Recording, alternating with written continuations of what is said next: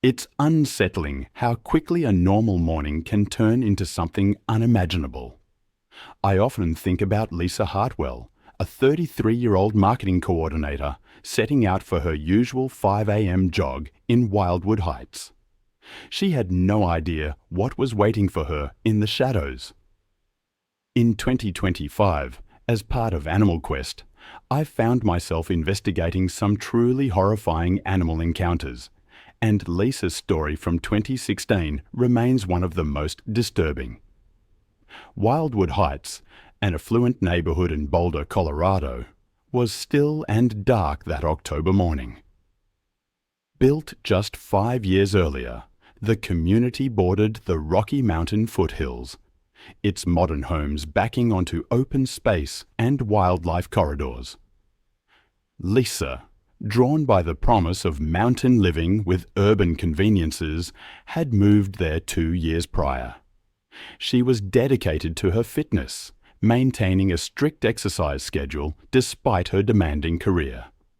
Her morning run was sacred, a peaceful time to clear her mind and enjoy the crisp mountain air and stunning views.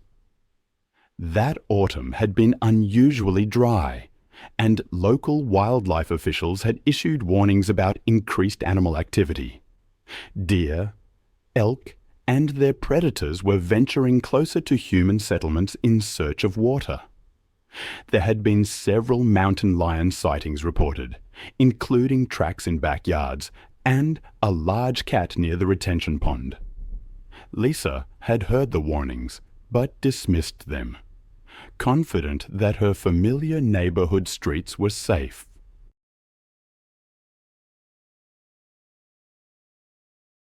Mountain lions, also known as cougars or pumas, are North America's second largest wildcat species. Adult males can weigh between 115 and 220 pounds. They're powerful predators, perfectly adapted for hunting in mountainous terrain, possessing incredible stealth, speed, and jumping ability. They can leap vertically up to 15 feet and horizontally up to 45. Mountain lions are primarily ambush hunters, relying on surprise attacks, typically targeting the neck and spine of their prey. As Lisa jogged through the pre-dawn darkness, a 140-pound male mountain lion had been stalking a mule deer through a drainage culvert beneath the street she was approaching. Lisa's approach disrupted the hunt, startling both the deer and the mountain lion. The deer bolted, disappearing into the darkness, leaving the frustrated predator crouched in the shadows. The attack came without warning. As Lisa passed within 10 feet of the culvert, the mountain lion exploded from the shadows with incredible speed, covering the distance in a single leap. His massive front paws struck Lisa between the shoulder blades, sending her crashing face first onto the asphalt. His weight drove her to the ground. Lisa's attempts to scream were cut short as the mountain lion's powerful jaws clamped down on the back of her neck, his 4-inch canine teeth puncturing through muscle and vertebrae.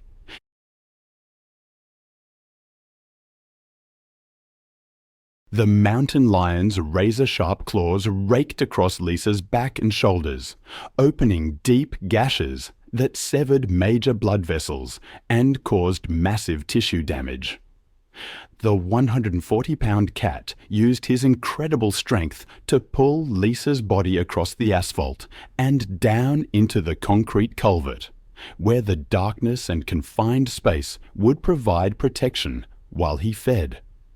Lisa's body was recovered 3 hours later by a joint team of police officers and Colorado Parks and wildlife personnel. The mountain lion had abandoned his kill when the search teams approached, retreating further into the drainage network that connected to the natural creek system beyond the neighborhood. Lisa had died from massive trauma to her neck and spine. The mountain lion's killing bite had been instantly fatal. The investigation revealed that Lisa had inadvertently interrupted the mountain lion's hunt, triggering the attack that cost her life. The mountain lion was tracked and euthanized the following day, after being located in the foothills above the neighborhood. Then there was Felicity Grant's story, which unfolded on August 19, 2017. She arrived at Boulder County Open Space in Colorado, a vast wilderness area known for its rugged terrain and diverse wildlife. The mountainous region stretches across thousands of acres of dense forest and winding trails, attracting outdoor enthusiasts.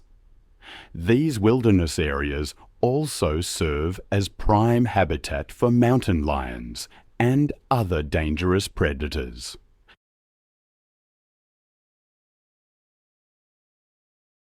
Felicity Grant, a 39-year-old fitness influencer from Denver with over 5,000 social media followers, had planned what she called her ultimate wilderness transformation experience. Known for her entitled attitude and belief that her athletic superiority made her exempt from rules, she had already caused multiple confrontations at the park entrance. Her demanding personality became evident when she berated the teenage park attendant for suggesting she read safety guidelines, claiming someone of her fitness level didn't need advice from minimum wage employees. Park Ranger Tom Bradley had attempted to brief Felicity on recent mountain lion activity during her permit application process. The area had experienced multiple cougar sightings over the previous month, including aggressive encounters that resulted in temporary trail close. Felicity became increasingly hostile, interrupting Tom repeatedly. "I've often thought about the arrogance of assuming we're somehow exempt from the natural world." Felicity, as they called her, seemed to believe she was. She'd been warned about solo hiking at dawn on Rabbit Ears Pass Trail. People told her about the dangers, about the wildlife. She dismissed them all. She even tore down warning notices, claiming taxpayers like her had every right to use public trails. But nature doesn't care about your tax bracket. Mountain lions are apex predators, perfectly adapted for mountainous terrain. Males can reach over 8 ft in length and weigh up to 180 lb.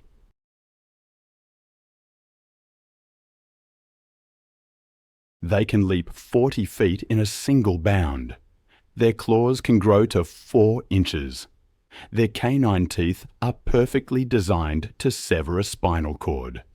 They're ambush predators, preferring to attack from behind.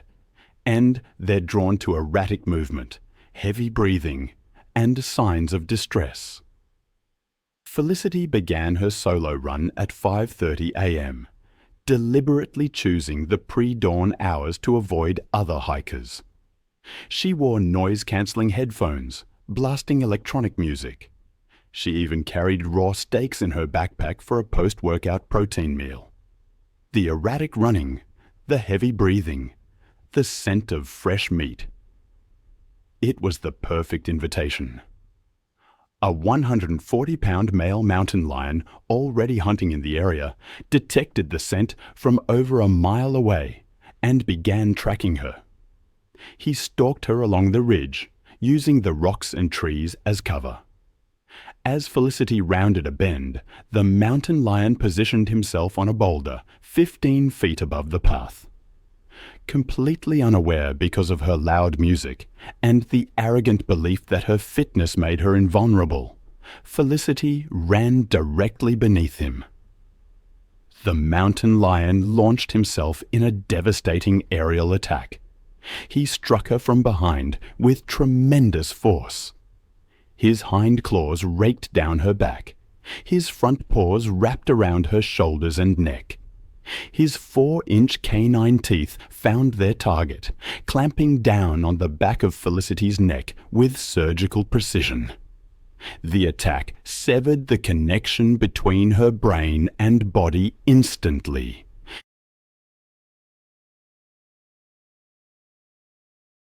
The bite fractured the vertebrae, causing immediate paralysis. The cougar maintained his grip, continuing to rake her spine and legs. Within 2 minutes, Felicity was dead. The cause was a combination of spinal cord severance, massive blood loss, and suffocation. The mountain lion dragged her body off the trail to a secluded area where he could feed. Her body was discovered 3 days later by a search and rescue team. The location and condition of the remains confirmed the mountain lion attack. It was December 3, 2014, when fluorescent lights cast harsh shadows across the kennels at the county animal shelter.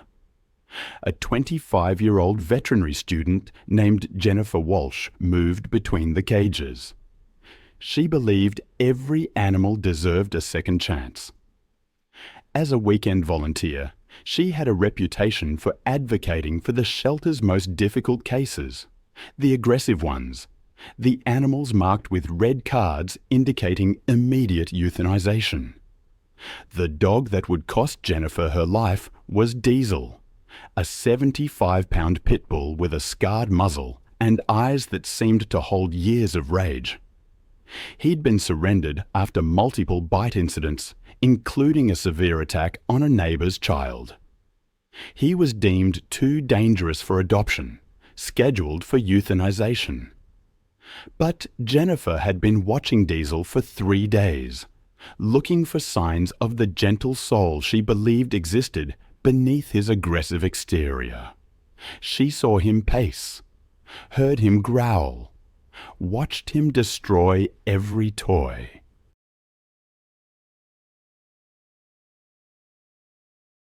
This brief hesitation gave Jennifer a false sense of confidence, enough to slip the lead around his neck and guide him toward the isolation room. Once inside, Jennifer closed the door and removed Diesel's lead, believing freedom of movement would somehow help him relax.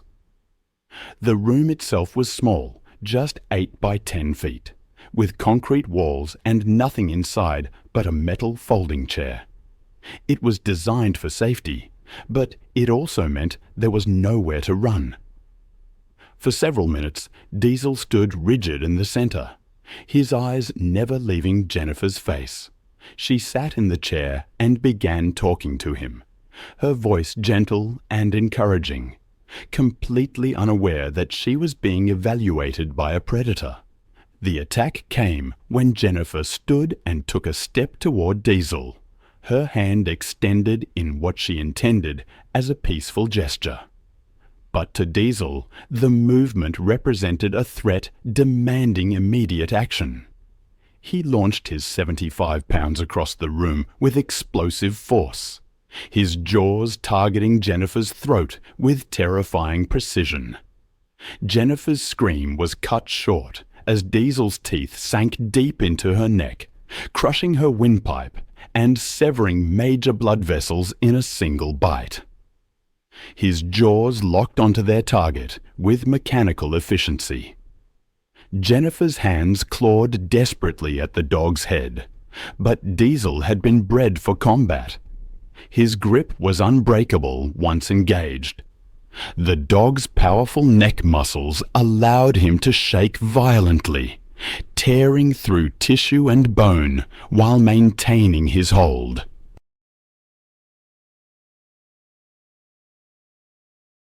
A reminder that good intentions and academic knowledge are no substitute for experience and proper safety protocols. Her family established a scholarship in her name, but requested that it go to students studying wildlife conservation rather than domestic animal care. A final acknowledgement that some animals, no matter how much love they're shown, remain fundamentally dangerous. It was April 17, 2018, and the humid Florida air hung heavy over the grounds of Sunshine Primate Sanctuary, a controversial facility that claimed to rescue primates while actually exploiting them for tourist photographs. The 20-acre property housed over 30 primates in substandard conditions, generating revenue through photo sessions that legitimate sanctuaries would never permit. The afternoon sun beat down on concrete encloses where gorillas, chimpanzees, and other primates paced restlessly behind inadequate barriers. Jessica Rodriguez, a 31-year-old veterinary technician from Tampa, had visited the facility with her husband, Carlos, as part of what she believed was a legitimate conservation effort. Jessica had always been passionate about animal welfare, taking photos of animals throughout her career to document their care and recovery. Her genuine love for animals had driven her to pursue veterinary technology training while working nights to support herself through school.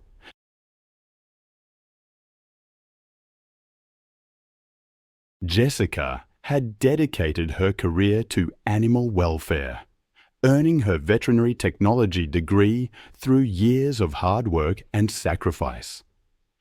Her passion for primate conservation had led her to volunteer at legitimate sanctuaries and support organizations working to protect great apes in the wild. Jessica genuinely believed that her visit to Sunshine Primate Sanctuary would help promote conservation efforts through the photo she planned to take. That afternoon, Jessica was participating in what the facility marketed as an educational encounter with King, a 350-pound silverback gorilla who had been acquired from a defunct research facility. The sanctuary's minimal safety Meas consisted of a chain-link barrier that separated visitors from the gorilla's enclosure, with no additional protection or supervision from qualified staff. Silverback gorillas are among the most powerful primates on Earth, with adult males weighing up to 400 pounds and possessing the strength of 10 grown men.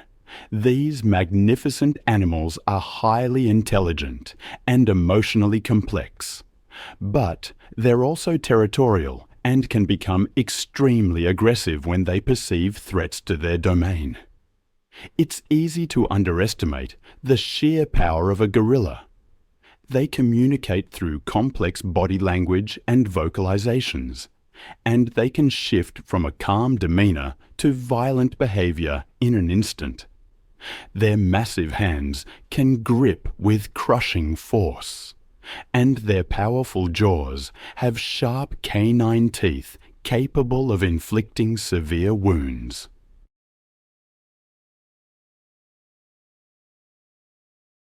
His territorial instincts drove him to continue the assault, his powerful hands inflicting devastating trauma to Jessica's head, neck, and arms, while she remained trapped against the barrier. Jessica's attempts to break free only seemed to increase King's aggressive behavior, as he interpreted her struggles as continued threats to his territory.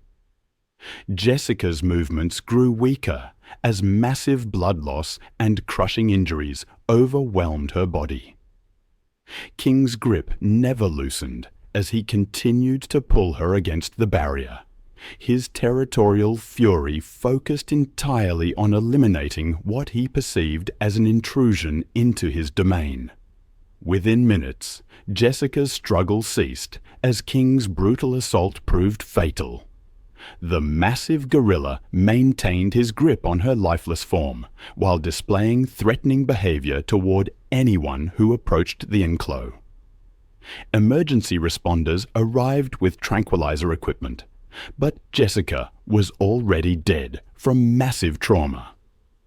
The investigation revealed that Sunshine Primate Sanctuary had been operating as an illegal roadside zoo, exploiting both animals and visitors for profit while providing inadequate safety measures and animal care.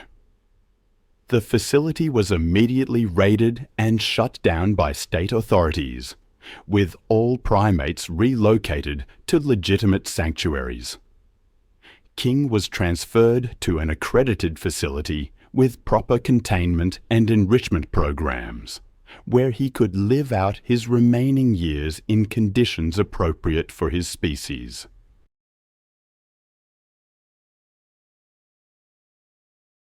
Jessica's death prompted enhanced regulations for facilities claiming to operate as animal sanctuaries and stricter enforcement of existing wildlife protection laws.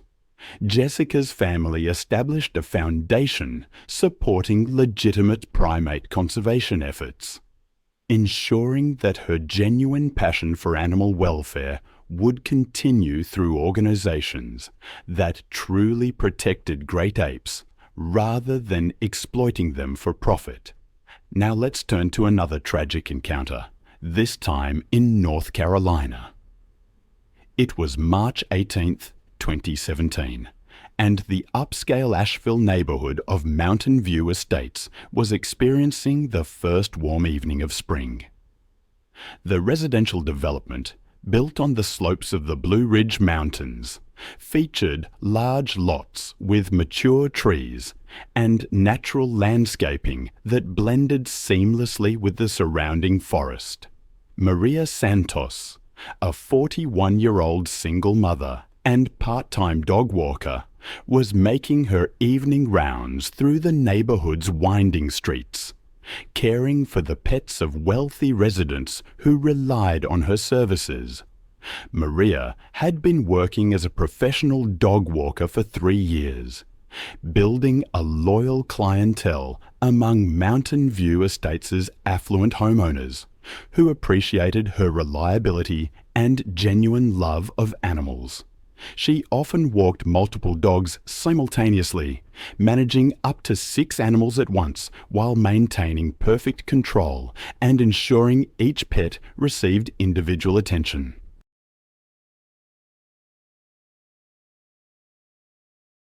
Maria's income from dog walking helped supplement her day job at a local veterinary clinic, allowing her to support her teenage daughter as a single parent. The Mountain View Estates development had been carved out of pristine mountain forest with builders required to preserve mature trees and maintain natural wildlife corridors throughout the community. Recent construction of additional homes had disrupted established animal movement patterns, forcing bears, deer, and other wildlife to seek new routes through residential areas. The North Carolina Wildlife Resources Commission had issued warnings about increased bear activity in mountain communities, particularly as animals emerged from winter hibernation. Maria was aware of the wildlife warnings, but had never encountered any dangerous animals during her 3 years of walking dogs in the neighborhood. She carried pepper spray as a precaution and had received training on wildlife encounters from the local animal control office. On this particular evening, she was walking 3 large dogs, 2 German Shepherds, and a golden retriever along the community's main street, when she noticed unusual activity near a row of garbage cans. Black bears are North America's most common bear species, with adult females typically weighing between 200 and 400 pounds. Mother bears with cubs are extremely protective and will attack any perceived threat to their offspring.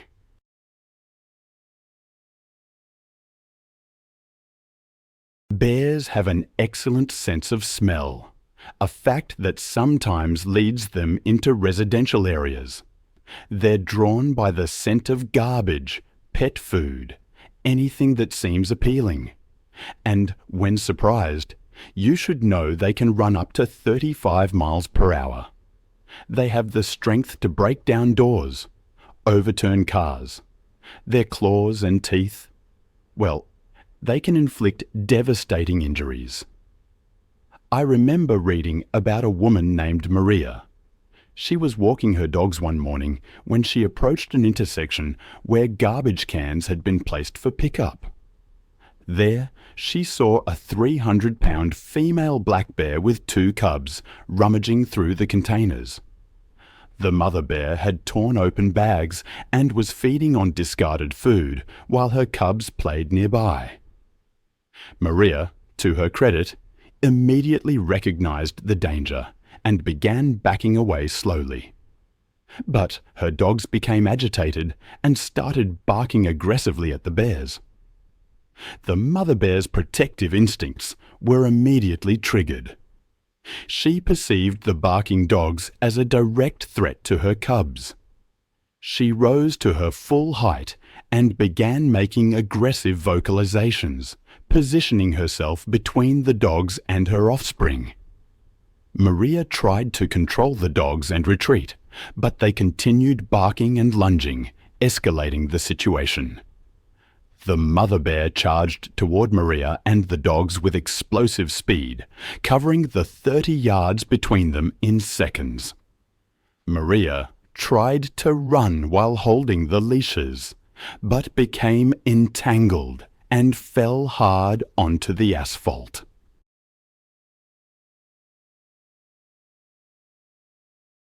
The dogs scattered, leaving Maria vulnerable as the enraged bear approached. The bear's massive paws struck Maria's back and shoulders, driving her face first into the pavement. Her weight pinned Maria to the ground. The bear's powerful jaws clamped down on Maria's head and neck, teeth puncturing through skull bone and severing vital arteries. Maria's attempts to protect herself proved futile against such strength. The bear's razor-sharp claws raked across Maria's torso and limbs, opening deep gashes. The attack was methodical, driven by maternal instincts. Maria's struggles grew weaker as trauma and blood loss overwhelmed her. Residents heard the commotion and called 911 while trying to scare the bear away. The mother bear eventually retreated with her cubs toward the forest, leaving Maria motionless on the street. Paramedics arrived quickly, but couldn't save her. The investigation revealed that improperly secured garbage containers had attracted the bears, creating the conditions for the fatal encounter. Wildlife officials determined that the bear had been acting defensively. The bears were relocated to a remote mountain area. Maria's death prompted changes to waste management protocols, including bear-proof garbage containers, wildlife early warning systems, and requirements to remove attractants from properties. It was October 15, 2016. The Georgia sun was setting over Rebecca Martinez's 10-acre property, casting long shadows across kennels.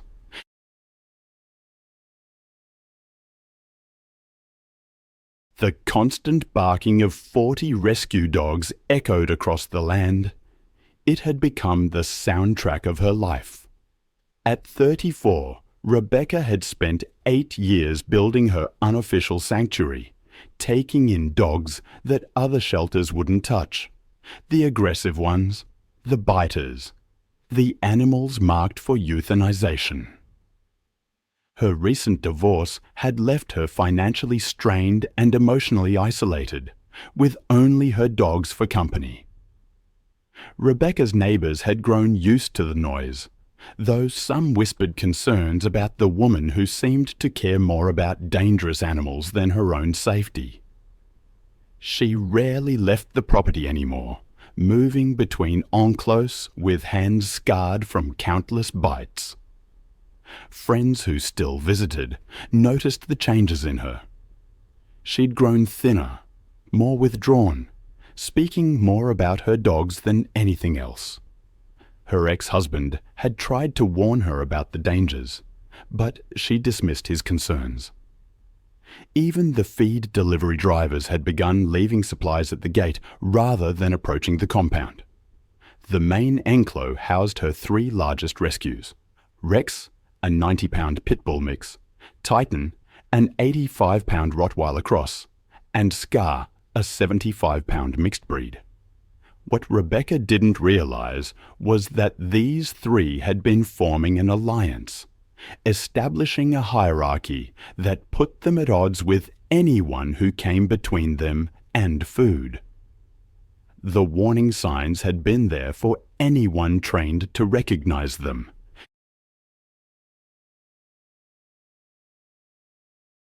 She stumbled, trying to regain her balance, but the weight of the buckets pulled her down.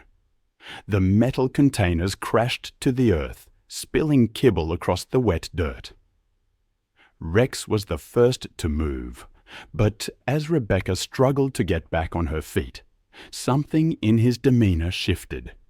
His eyes, which had been focused on the kibble, now locked onto her. At that moment, she wasn't the woman who had saved him. She was competition. The attack came without warning.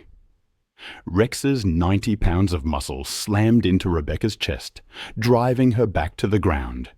His jaws clamped down on her shoulder, tearing through flesh with devastating force. Rebecca's scream pierced the evening air, but there was no one around for miles to hear it. Titan and Scar joined the assault within seconds, their pack instincts overriding years of rehabilitation. Titan's massive jaws found her left arm, shaking violently. Scar circled behind, his teeth sinking into her legs, dragging her further from the gate. Rebecca fought desperately, her free hand clawing at Rex's face, trying to break his grip. But the dogs were in full predatory mode now, their attacks coordinated and relentless. Blood soaked into the muddy ground as they continued their assault, their growls mixing with Rebecca's weakening cries. The feeding frenzy lasted nearly 10 minutes before the dogs finally backed away. Rebecca lay motionless in the mud, her body broken and torn, surrounded by the scattered kibble that had triggered the attack.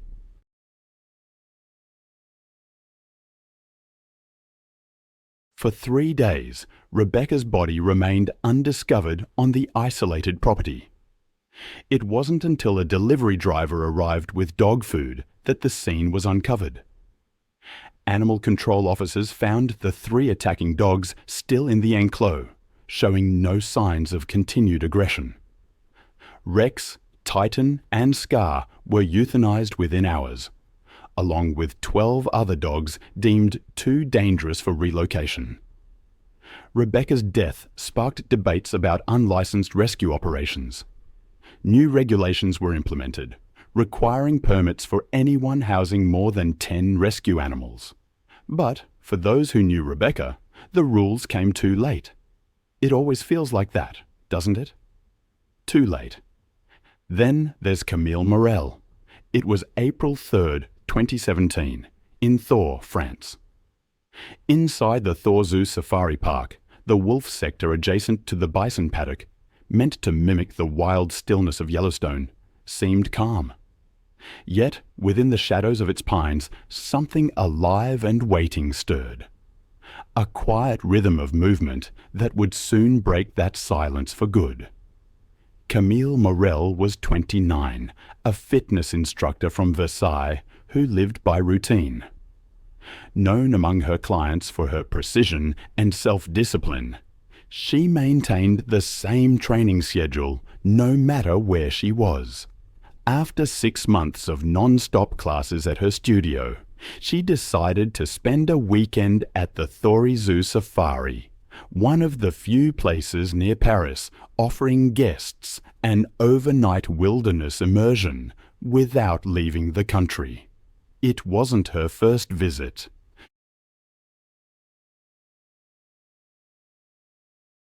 She'd stayed once before, and remembered the tranquility of waking to animal sounds instead of traffic. She booked the chalet not just for rest, but to keep her running habit intact in the open air, To friends, Camille's decision made sense. The park's trails and guest roads were well marked and safe during visiting hours. She'd read the safety pamphlet about restricted areas and believed her familiarity with the grounds made her cautious enough. Her chalet overlooked the fenced wolf sector adjacent to the bison range, a layout designed to reduce mixed species stress and liability during guest drives. The animals were separated by natural barriers and double fence zones, and guests were told the viewing area was completely secure. Camille trusted the system. Her goal that morning was simple: a quick 2-mile jog before breakfast, the same as she did every morning at home. The zoo's landscape was a strange fusion of natural calm and controlled wilderness. Pine trees in neat clusters, sandy trails, and an artificial stream running through the land. At dawn, the service road and the inner track appeared nearly identical, a known issue in drive-through parks, where early light flattens contrast. Beyond the chalet's edge stretched a gravel service road used by rangers and tour jeeps. The wolves' territory extended across nearly 20 acres of wooded ground. Grey wolves, the largest of the canids, can weigh over 100 pounds and run up to 35 miles per hour for short bursts.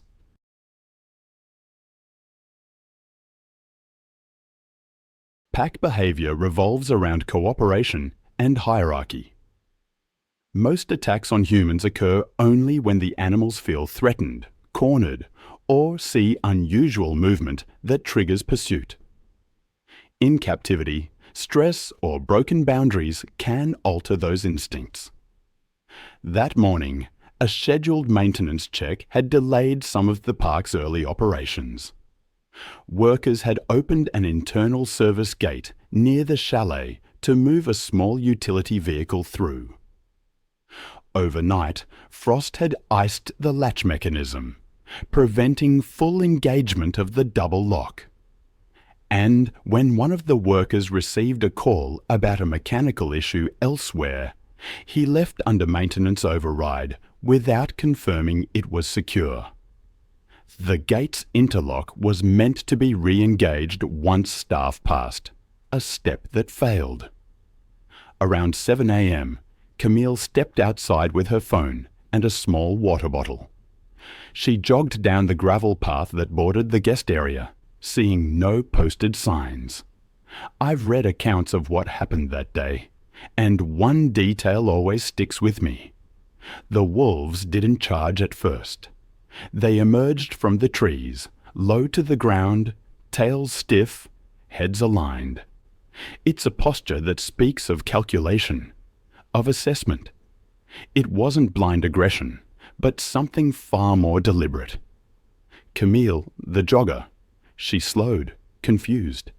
She'd seen the wolves before, behind fences, and the thought the barrier must be nearby. But then they began advancing in a slow, deliberate arc, and that shift in posture made her freeze.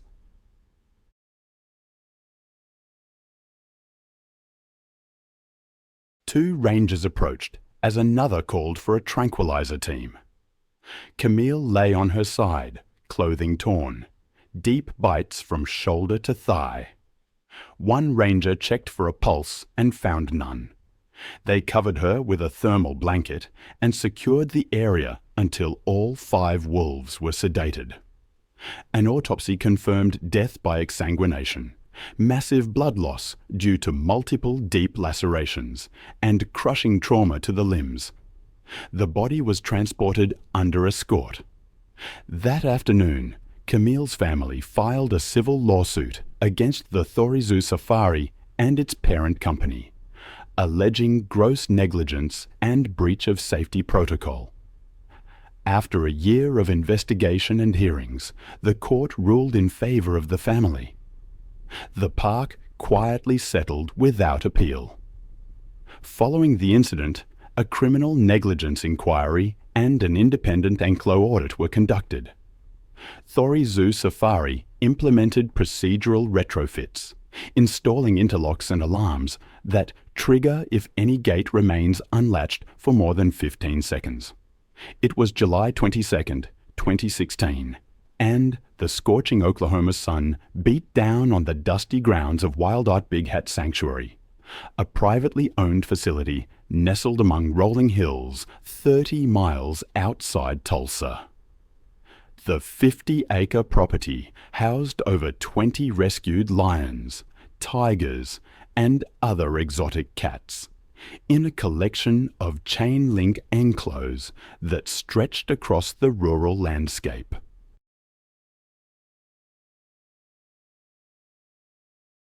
The afternoon air shimmered with heat, while the distant sounds of roaring and pacing echoed from various habitats, as the cats sought shade from the oppressive summer temperatures. Ashley Martinez, a 23-year-old college student from Dallas, had discovered the sanctuary through social media, while road tripping with her boyfriend Jake through Oklahoma's quirky roadside attractions. Ashley was constantly seeking unique photo opportunities for her personal memories, having grown up taking pictures at every family vacation and special event. Her phone was filled with daredevil shots from cliff edges, abandoned buildings, and extreme sports activities that showcased her fearless personality to friends and family. Ashley had grown up in suburban Dallas as the youngest of 3 sisters, developing a competitive streak that drove her to constantly push boundaries and seek attention through increasingly dramatic stunts. Her psychology major at Texas Tech University had given her confidence in reading people and situations, but her academic knowledge didn't extend to understanding animal behavior. That afternoon, Ashley and Jacob paid the sanctuary's fee for a close encounter experience that promised visitors the chance to observe big cats during feeding demonstrations and educational presentations. The facility operated in a legal grey area, offering interactions that legitimate zoos and accredited sanctuaries would never permit.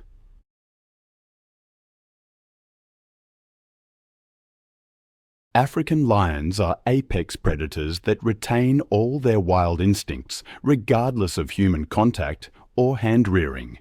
Adult males can weigh up to 420 pounds and possess incredible strength, speed, and territorial behaviors that make them extremely dangerous in captivity.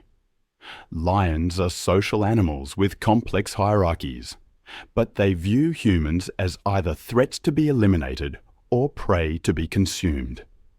Their powerful jaws can deliver bite forces exceeding 650 pounds per square inch, while their razor-sharp claws can inflict fatal wounds with a single swipe. I've seen the ultimate photo turn into a nightmare more than once.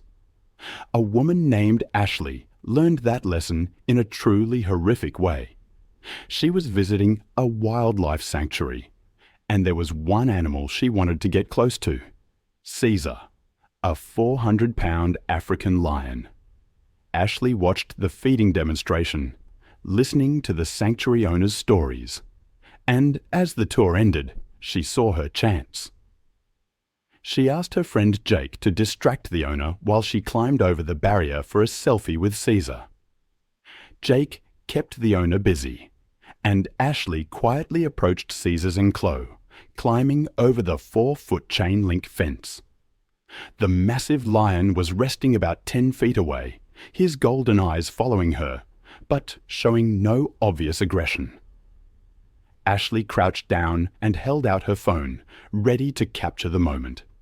But as she moved closer, Caesar's demeanor changed. His ears flattened slightly, and his tail began to twitch.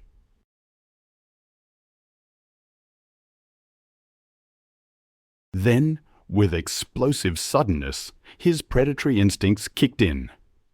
Millions of years of evolution recognized Ashley as prey in his territory. The 400-pound lion launched himself at her. Her phone flew from her hand as Caesar's paws struck her chest, driving her backward. His claws tore into her torso and shoulders. Then his jaws clamped down on her neck, his 4-inch canine teeth puncturing through muscle and vertebrae. Caesar's territorial instincts drove him to continue the assault, his claws raking across her body, his bite crushing her throat. Ashley's movements grew weaker as she lost massive amounts of blood and suffered spinal trauma. Jake's screams brought the sanctuary owner running, but Caesar's posture over his kill made intervention too dangerous. Ashley was gone within minutes. Emergency responders arrived within 30 minutes, but it was too late. The investigation revealed that the facility was operating without proper permits and insurance, violating safety regulations. Caesar was relocated to an accredited sanctuary. Ashley's death devastated her family and led her university to implement enhanced safety education for students traveling during breaks. The incident also led to stricter regulations for private exotic animal facilities in Oklahoma. Then there's the story of Giovanni Russo. It was May 21st, 2018, in Grand Paradiso National Park, northern Italy.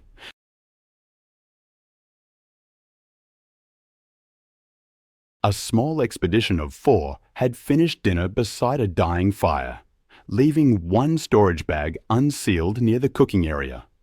Giovanni, 38, had worked those slopes for over a decade. He was a certified alpine guide, and with his wife, Eleanor, he led small trekking tours. He'd grown up in Aosta and spent most of his life navigating the same valleys where his father once herded sheep. The Grand Paradiso region had become a renewed focal point for conservation, and wolves had returned after decades of absence.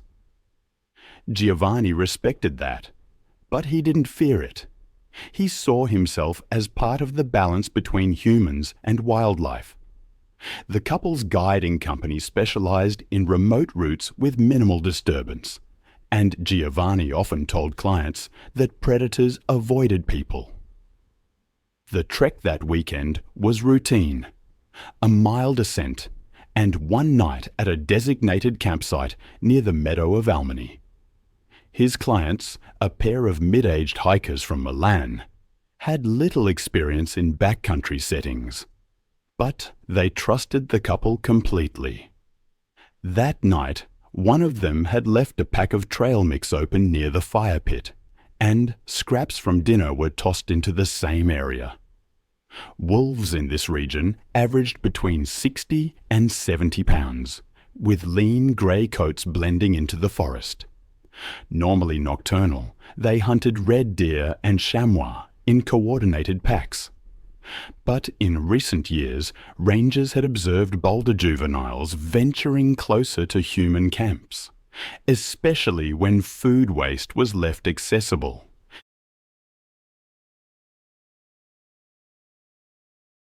Just before dawn, around 4 a.m., Eleanor woke to soft rustling, first near the cooking area, then a faint growl, low and uncertain. She thought it was a fox at first, until she saw several silhouettes clustered around the fire pit where the unsealed food bag now lay torn open. She whispered for Giovanni, who unzipped his sleeping bag and grabbed his flashlight.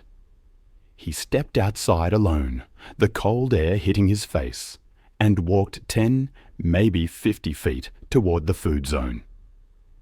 The beam of his flashlight caught 3 wolves standing over scattered wrappers and crumbs. He shouted and waved his light, but they didn't scatter. One stepped forward, hackles raised, its paws firm on the ground. Giovanni shouted again, clapping his hands as he took another step forward, closing the distance. The older female lunged, nipping at his forearm in a defensive snap. Giovanni jerked back, but the young one followed through, clamping down near his elbow. The bite struck deep, severing tissue. He fell backward, blood pulsing through his injuries.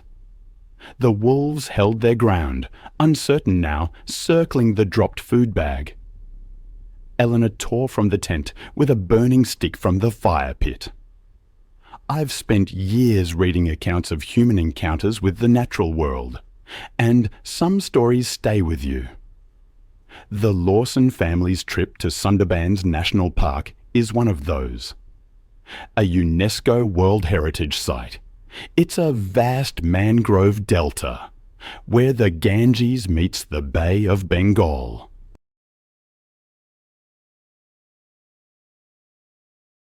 This place harbours saltwater crocodiles, venomous snakes, and the world's largest population of Bengal tigers. It was here, on July 15, 2016, that a family's vacation turned into a nightmare. Genevieve Lawson, a 42-year-old real estate agent, insisted on booking the most expensive tour. She was, by all accounts, a demanding woman, and had already berated their guide, Ravi, several times.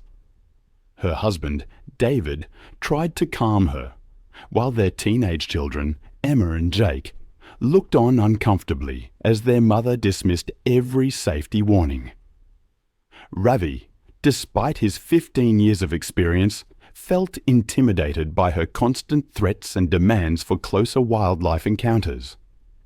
The boat had safety barriers, but Genevieve viewed them as obstacles to the authentic jungle photographs she wanted.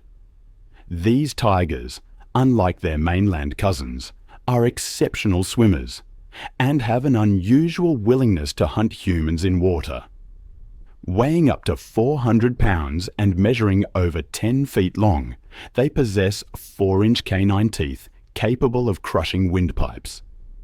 During the afternoon tour, Ravi spotted fresh tiger tracks. He cut the engine, whispering for silence, explaining that a large male tiger had recently passed through the area. But Genevieve, frustrated by the distance, stepped over the safety barrier and into the chest-deep water. She wanted closer photographs, despite the protests. Unbeknownst to them, a massive 400-pound male Bengal tiger had been resting nearby, detecting their boat's engine.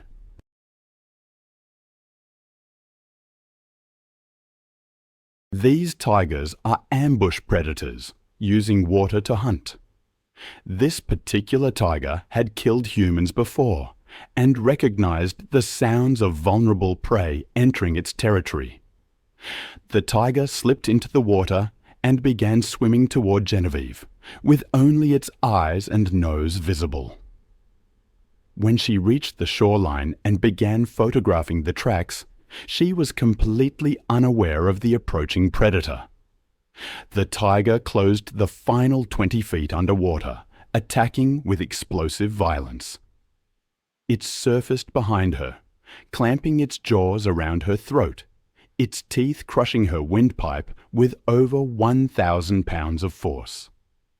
The tiger's signature killing technique involved suffocating prey. Genevieve's body went rigid as major blood vessels in her neck were severed, causing massive internal bleeding.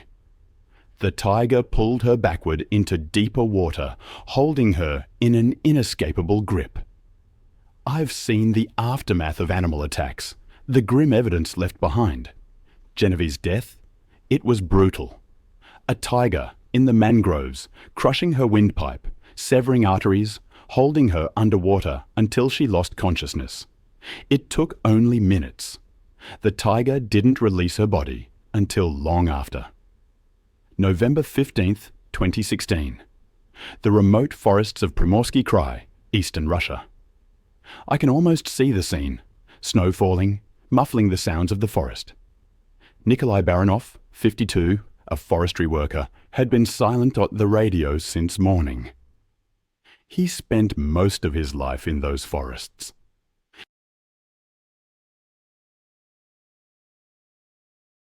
He monitored traps, logging boundaries, poaching activity near the Cody Allen Mountains. He lived alone near Dalna, his life attuned to the forest's rhythm. That week, he was surveying a hunting reserve, checking on reports of wolves approaching villages. He rode out on his snowmobile before dawn, carrying bread, tea, an axe, and flares. His colleagues said he preferred working alone. He claimed a second engine scared off wildlife.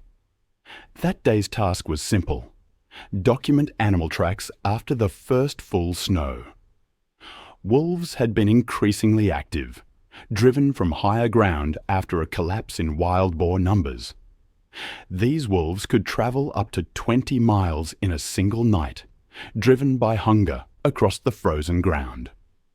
Their diets shifted with the seasons: deer in autumn, carrion, smaller mammals. In the hard winter months, when prey vanished beneath ice and snow, instinct could turn to desperation.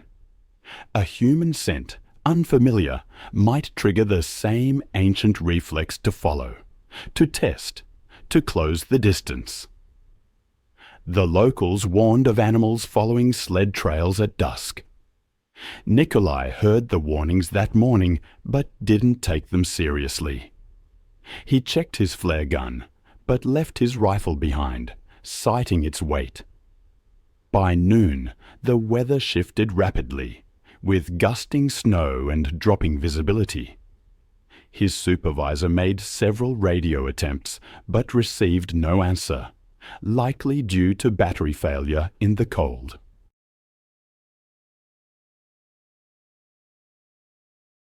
As evening approached, and Nikolai still hadn't returned, Yevgin, a neighbouring ranger and longtime friend, prepared to follow his route before dark.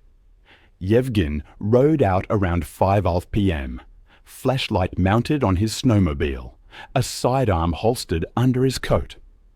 The tracks were faint but visible, a single snowmobile line winding north, then stopping abruptly about 800 meters from the ridge. The engine was half buried in the snow, its headlight still dimly glowing. The tracks showed that Nikolai had dismounted, perhaps to clear ice. Around the site, another pattern emerged: paw marks, deep and overlapping, circling.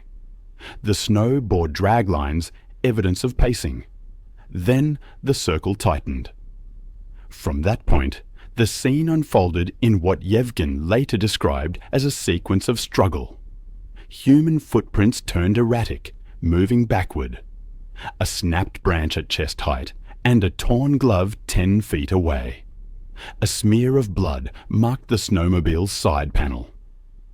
30 feet beyond, the snow showed clear impressions of multiple bodies pressing down. Wolves and man. The wolves had likely approached silently, using the cover of snowfall and wind. Initial bites were to the legs, pulling him down.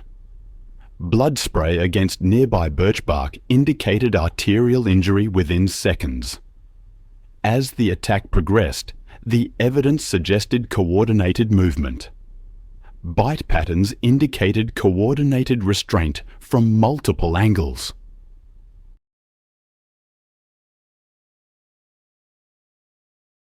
His jacket was shredded along the spine, showing where one animal had clamped onto his back, while another tore at his neck.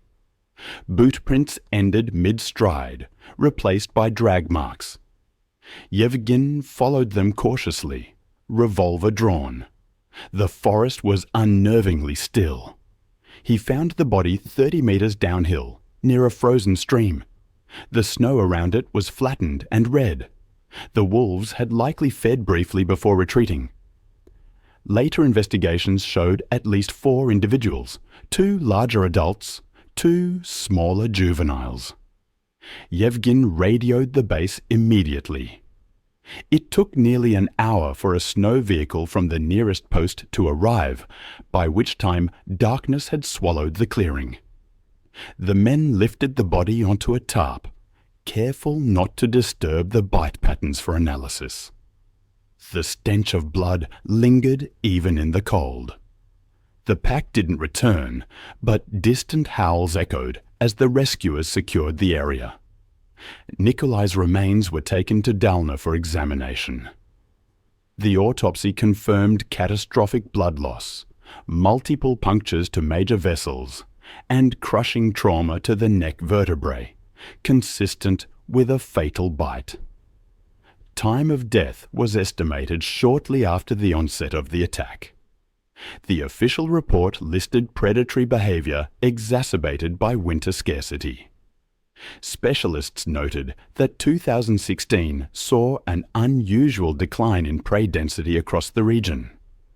The incident received a single mention on regional news, framed as a tragic encounter during severe weather.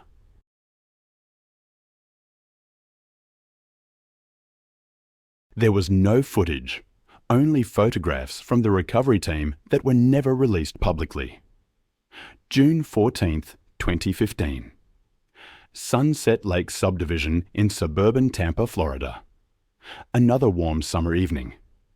The gated community, built around interconnected retention ponds and decorative canals, marketed as a tropical paradise for retirees. Walt Kowalski, 67, a retired plumber from Ohio, was enjoying his 5th year in the Sunshine State. I've always been struck by how little some creatures have changed over vast stretches of time. American alligators, for instance, have remained virtually unchanged for over 200 million years, perfectly adapted as ambush hunters in aquatic environments. It's a testament to the power of natural selection, but also a chilling reminder of the dangers lurking in seemingly familiar places. Walt, recently retired, had moved to Florida, lured by the promise of year-round golf and fishing, a life previously impossible during those harsh Ohio winters. He bought a modest ranch home with direct water access, a private dock where he could fish and feed the ducks who became regular visitors. His routine involved sitting on his patio with a cold beer, watching the sunset reflect off the calm water, tossing breadcrumbs to the waterfowl. The Sunset Lakes community, built on reclaimed wetlands, featured retention ponds and canals to manage storm runoff while creating attractive water features.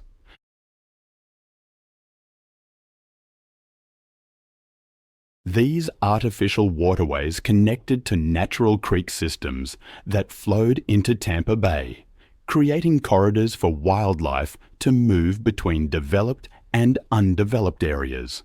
Recent heavy rains had raised water levels, increasing wildlife activity. Walt had noticed more alligators, but, like most Florida residents, he'd learned to coexist with them. Walt's duck feeding had created a reliable food source, attracting waterfowl from throughout the area. Little did he know he was also attracting something far more dangerous. Adult male alligators can reach lengths of 14 feet and weights exceeding 1,000 pounds, with jaw muscles capable of exerting over 3,000 pounds of pres per square inch. They are opportunistic feeders, consuming birds, fish, mammals, and occasionally humans who venture too close. One evening, Walt was relaxing on his patio when he noticed his favorite fishing lure tangled in vegetation near his dock. He waded into the knee-deep water, using a long-handled net to free the snagged lure. He had done this many times without incident, confident the shallow water was safe. The attack came from directly beneath him. A 12-foot male alligator, submerged motionless near the dock for over an hour, waiting for ducks, exploded upward. Its jaws clamped on Walt's right leg with bone-crushing power, instantly fracturing the femur and severing major arteries. The alligator initiated its signature death roll, spinning rapidly while maintaining its grip.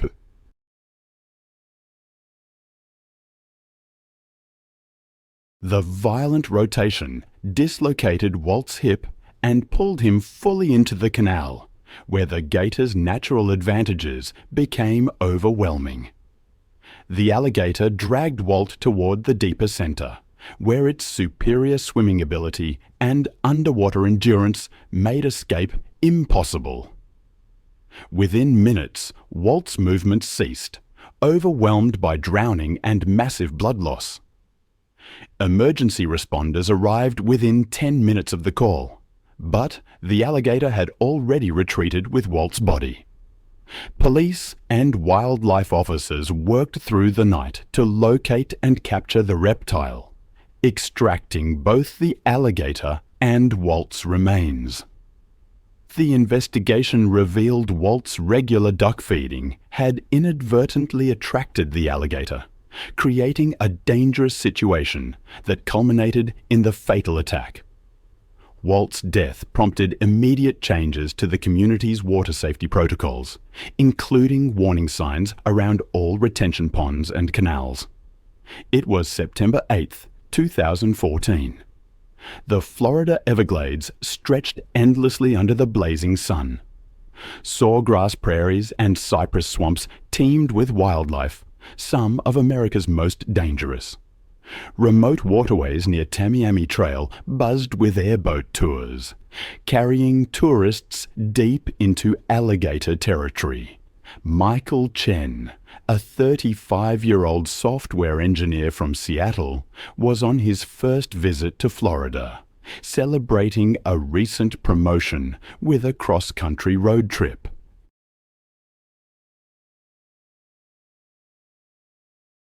Michael had always been fascinated by technology and outdoor adventure, spending weekends hiking in the Pacific Northwest Mountains.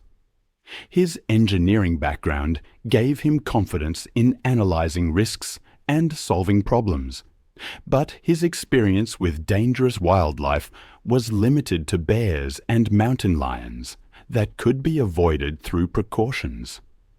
Michael had grown up in urban Seattle, developing his love of nature through weekend camping trips. His methodical approach to problem-solving had made him successful, but it had also given him perhaps too much confidence in his ability to assess and manage dangerous situations. Michael enjoyed taking photos of his travels. That afternoon, Michael joined a small group airboat tour promising close encounters with alligators and other Everglades wildlife. The tour guide, a weathered Floridian with decades of swamp experience, repeatedly warned passengers to remain seated and keep hands inside the boat. American alligators are apex predators that have remained virtually unchanged for over 200 million years. I'll never forget reading about the alligator's bite, 3,000 pounds of pres per square inch. It's a force that can shatter bones instantly. Alligators, perfectly adapted for aquatic ambushes, can reach up to 14 feet in length and weigh over 1,000 pounds.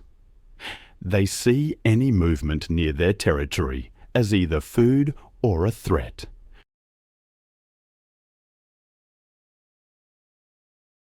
An airboat tour was going smoothly when the guide pointed out a massive alligator basking on a mudbank about 20 feet away. The reptile was huge, maybe 12 feet long and 800 pounds. It was utterly still in the afternoon heat, a truly prehistoric sight. One of the passengers, Michael, started taking pictures, excited to show his colleagues back in Seattle. But he got too eager, leaning way over the edge of the boat for a better shot. That's when his phone slipped, falling toward the water. Without thinking, Michael lunged, trying to catch it before it disappeared into the swamp. The alligator, which had been watching the boat with a predator's patience, saw Michael's movement and attacked. The 800-pound reptile exploded from the mudbank with incredible speed, its powerful tail propelling it through the water like a missile aimed right at Michael. The alligator's jaws clamped down on Michael's arm with bone-crushing force. That 3,000-pound bite instantly shattered bones and severed arteries. Michael's scream echoed across the swamp as the reptile's momentum pulled him into the murky water.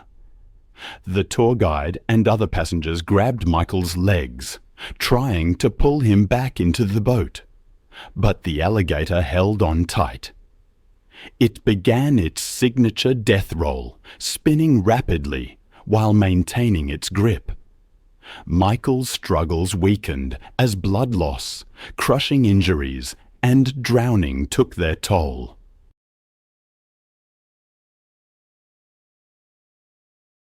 The alligator never loosened its grip, continuing the death roll with brutal precision, each rotation causing more trauma. Within minutes, Michael stopped moving. The alligator dragged his body into deeper water and disappeared beneath the surface with its kill. Emergency responders arrived within the hour, but Michael's body wasn't recovered until the next day, when wildlife officials found the alligator and retrieved his remains. The tour company immediately put up barriers around the passenger seating and gave enhanced safety briefings. Michael's family pushed for stricter safety regulations in the wildlife tourism industry. The incident became a cautionary tale about the dangers of ignoring safety warnings around apex predators and prioritizing photography over personal safety. It was July 8, 2017, and the Detroit summer heat shimmered off abandoned lots as Maria Santos loaded her car with dog food and water. At 28, she'd spent 5 years walking dogs by day and feeding Detroit's feral population by night. Recently laid off, she'd been spending more time in dangerous neighborhoods, trying to help animals most people considered beyond saving. The economic collapse had hit Detroit hard, leaving entire neighborhoods abandoned and creating perfect breeding grounds for packs of wild dogs. These weren't lost pets. They were second and third generation feral animals that had never known human kindness, surviving by scavenging and defending territory with savage efficiency.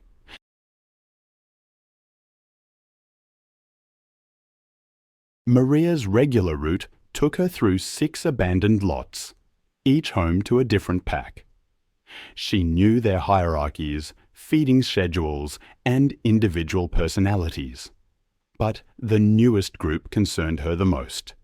6 dogs led by a large German Shepherd mix she'd nicknamed Alpha, including several animals she didn't recognize. This pack was hungrier, more aggressive, and less predictable than the others. But Maria's compassion overruled her caution. These animals needed help, and she was the only one willing to provide it. As twilight settled over the abandoned neighborhood, Maria parked near the lot where Alpha's pack had made their home. The area was a wasteland of broken concrete and waist-high weeds, perfect cover for animals that had learned to hunt and hide. Maria had been feeding this pack for 3 weeks, always maintaining a safe distance. But tonight felt different. The dogs seemed more agitated, their movements more coordinated, their attention more focused on her than the food. What she didn't realize was that pack dynamics had shifted with the addition of 3 new dogs, animals that saw humans not as providers, but as competitors. Alpha emerged from the shadows first, his 80-pound frame moving with predatory grace. Behind him came the others, a scarred pit bull mix, 2 smaller dogs, and 3 newcomers whose breeds were impossible to determine. Their eyes reflected the dim street light like mirrors.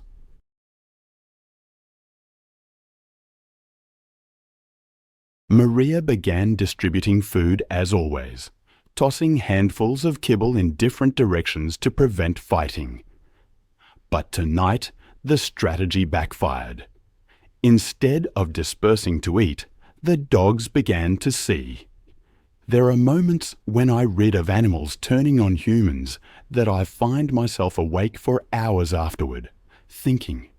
Maria, in 2015, made the fatal mistake of stepping between 2 dogs fighting over food.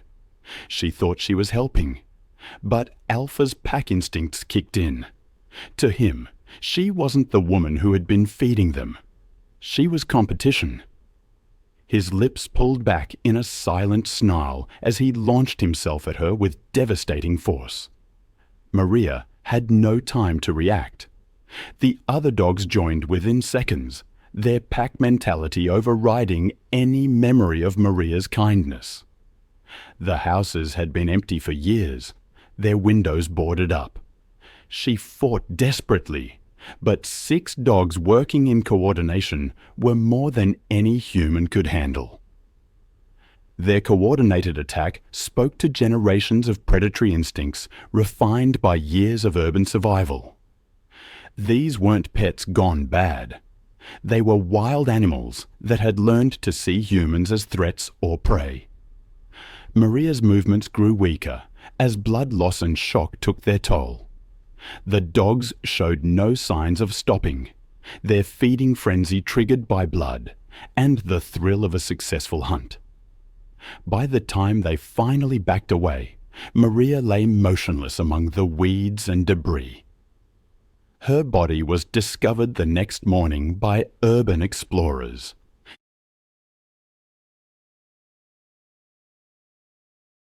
It took 3 days to capture all 6 dogs using tranquilizer guns and cage traps. The pack was euthanized within hours, their wild nature making rehabilitation impossible. Then, just a few weeks later, on September 8, 2015, Kendra Sullivan arrived at Ngamba Island Chimpanzee Sanctuary in Uganda, a 100-acre forested island on Lake Victoria. The sanctuary served as a refuge for orphaned and rescued chimpanzees, providing a semi-natural environment where these intelligent primates could live in social groups. Kendra Sullivan, a 35-year-old wildlife photographer from Portland, had been commissioned by a wildlife magazine to document rehabilitation work with rescued chimpanzees. She had built her reputation capturing intimate portraits of domestic and farm animals.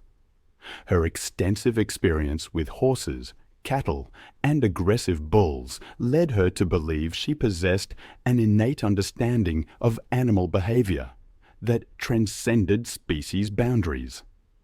Her best friend, Amy Chen, a documentary filmmaker, had accompanied Kendra to capture behind-the-scenes footage. Dr. James Mukasa, the sanctuary's director, grew increasingly concerned as Kendra dismissed his safety briefings and demanded access to restricted maintenance areas for better photographs. Peter Sally, a caretaker, repeatedly warned about the unpredictable nature of these powerful animals. But Kendra brushed off his concerns as overcautious superstition.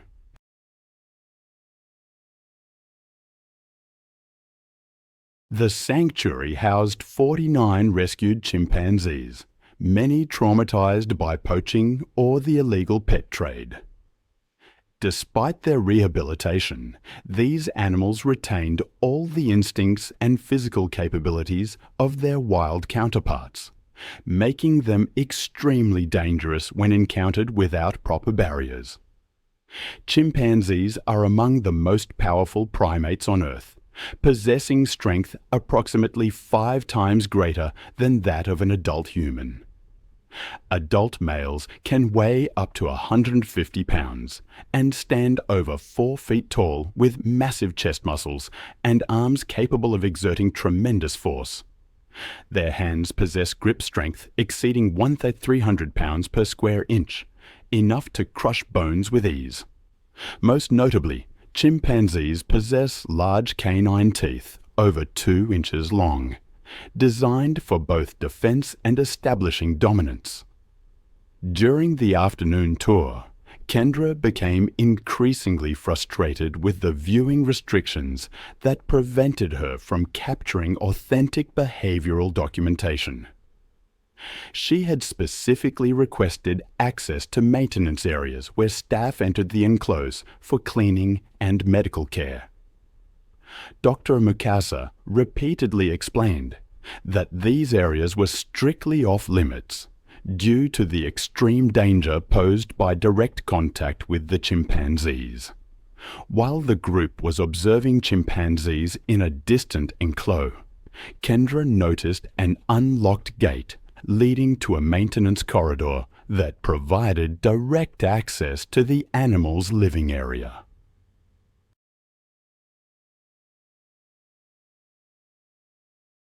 Despite explicit warnings, she slipped away from the group and entered the restricted zone, believing her experience with domestic animals had prepared her for any situation.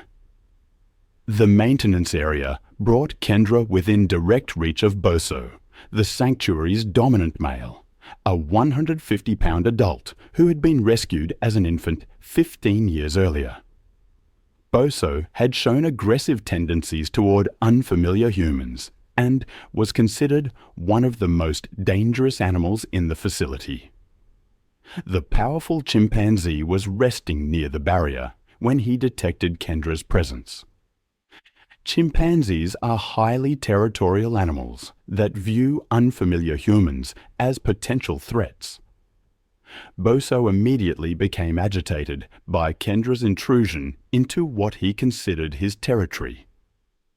When she approached the barrier and raised her camera to photograph him, Boso interpreted this action as a direct challenge to his dominance. The powerful primate's response was immediate and devastating.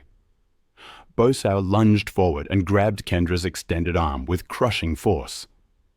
I have read accounts of chimpanzee attacks, and one detail always haunts me: their instinct to target faces, hands, and genitals. It's a chillingly efficient strategy for inflicting maximum damage. I remember reading about a woman named Kendra who experienced this firsthand. She was attacked by a chimpanzee named Boso, whose bite force could reach 1,300 pounds per square inch. The force immediately fractured the bones in her forearm.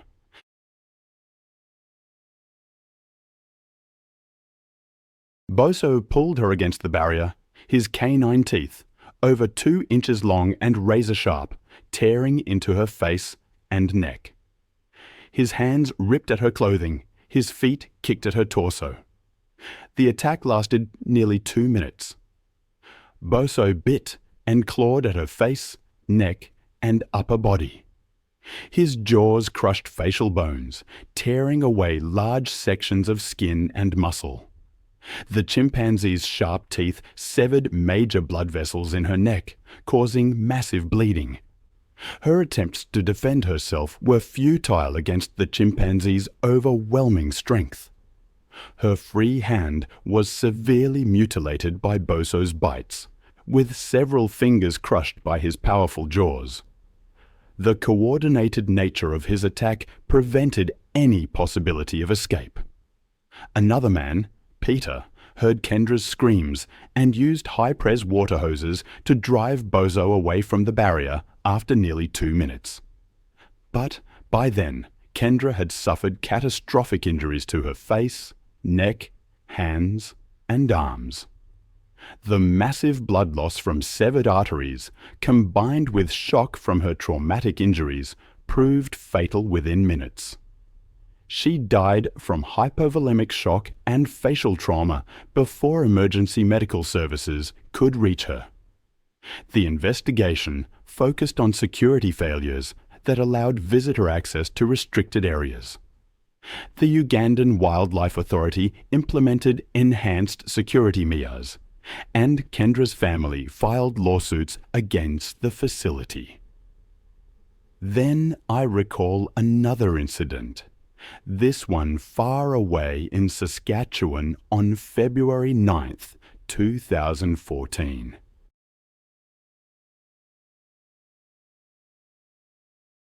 The morning light filtered slowly through the northern boreal forest.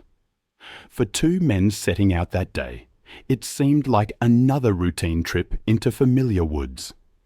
David Lasky, 45, was a part-time wildlife photographer. His cousin Jeff, 42, often joined him on winter runs to retrieve SD cards from trail cams.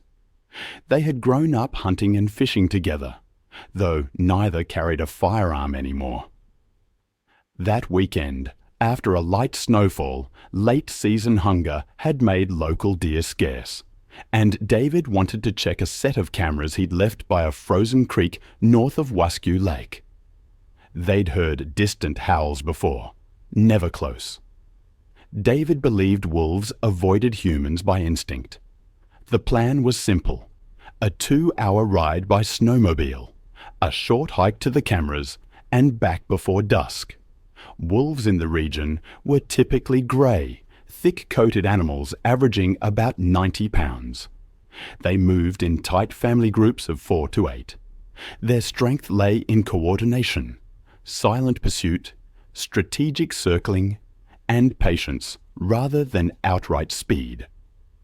Under normal conditions, they avoided people entirely, focusing on deer and moose along the forest edges. The men dressed in insulated gear and carried only a single red flare for safety. By 9:30 a.m., they parked their snowmobile near the creek and began walking the last half mile through packed snow, their breath hanging in the still air. At first, everything was normal. They reached the first camera, brushed off the lens, and swapped the SD card.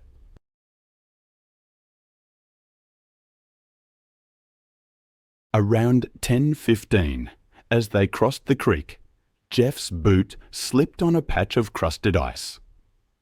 David crouched to help him up, steadying his cousin by the arm. That was when both noticed faint movement among the tree line across the creek. The animals stood still at first, only their eyes catching light. Jeff straightened and waved his arms, shouting to scare them off. The wolves didn't run. Unbeknownst to the men, a freshly killed deer lay half buried in snow about 20 yards behind the tree line, a cached carcass the wolves had dragged there the night before. The pack was food-stressed, defending the cache rather than hunting. They began to fan out slowly, forming a loose semicircle. David muttered that they were just curious, that noise would drive them away. But even as he spoke, one of the wolves lowered its head and started advancing. The men began backing up the slope toward their snowmobile, moving quickly, but without turning. The wolves followed, quiet and steady. Then the first lunge came. A grey blur across the ice, jaws clamping onto the back of David's leg. The impact drove him face first into the snow. Jeff spun and reached for the flare, but his gloves fumbled with the cap. 2 more wolves broke from the trees, bounding fast, their paws sending up bursts of white powder. David tried to kick free, leaving streaks of blood against the snow.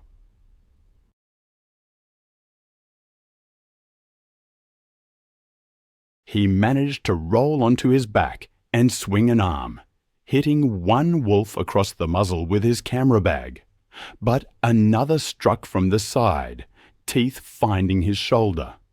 Jeff finally snapped the flare to life, the red flame hissing. He swung it toward the animals.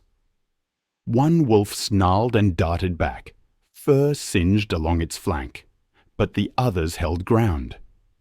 David was on his knees now, one hand pressed to his thigh, blood pumping dark and fast through his fingers. He tried to rise, but his leg gave out beneath him. Jeff charged forward with the flare, yelling, waving it more aggressively.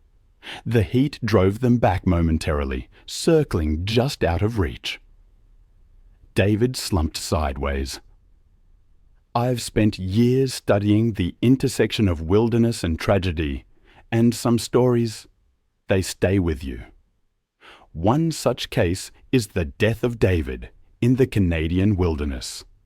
To think, the official report listed the cause of death as exsanguination from femoral artery trauma, consistent with large animal bites. But that clinical language can't capture the horror of what his cousin Jeff must have witnessed. Jeff, panting, his breath coming shallow, swung the burning flare in wide arcs, forcing the wolves to hesitate. They retreated into the trees, growling low as they vanished. He pressed on his cousin's wound, but it was too deep. Within a minute, the movement stopped. He pulled David's camera bag close and used his phone to call for help.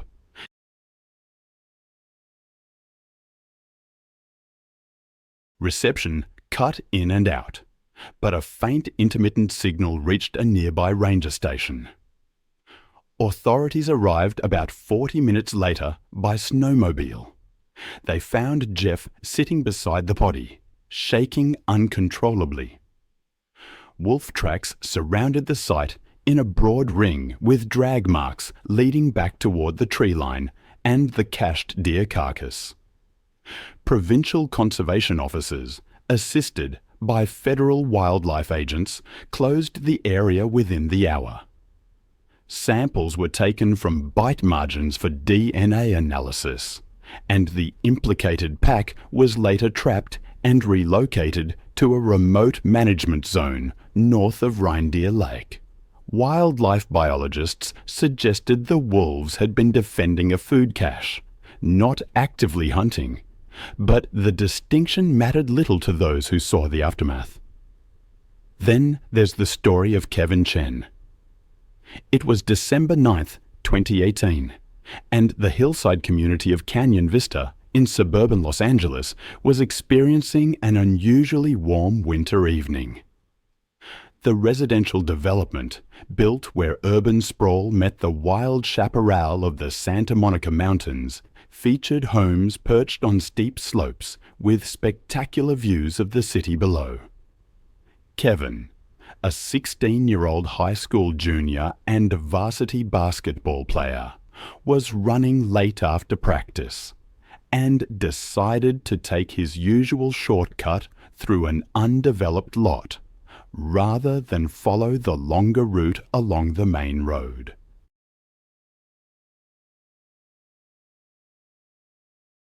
Mountain lions are solitary predators that require large territories to support their hunting needs, with adult males controlling ranges of up to 100 square miles. Juvenile males are particularly dangerous as they establish new territories, often displaying more aggressive behavior than experienced adults.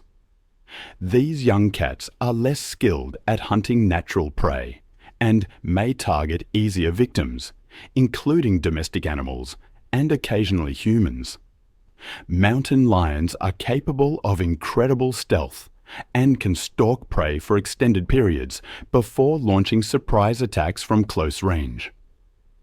As Kevin jogged through the overgrown vacant lot, he was unaware that an 80 lb juvenile male mountain lion had been using the area as a hunting ground for domestic cats and small dogs that wandered from nearby homes.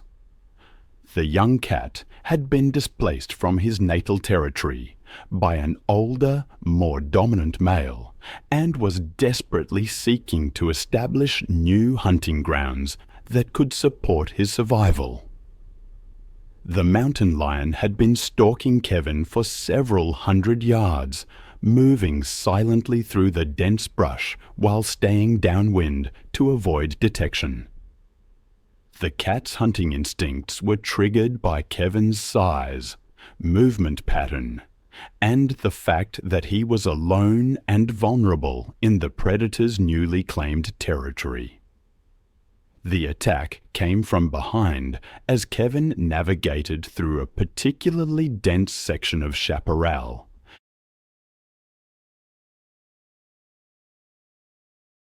I remember reading about a man named Kevin who died after being attacked by a mountain lion displaced by wildfires.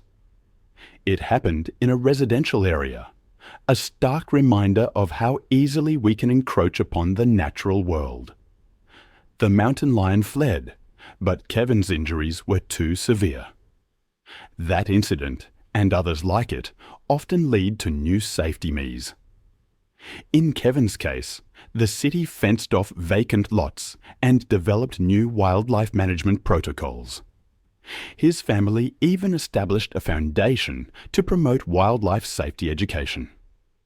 Then there's the story of Brandon Walsh. November 3rd, 2015, on a sprawling 300-acre exotic animal ranch in East Texas.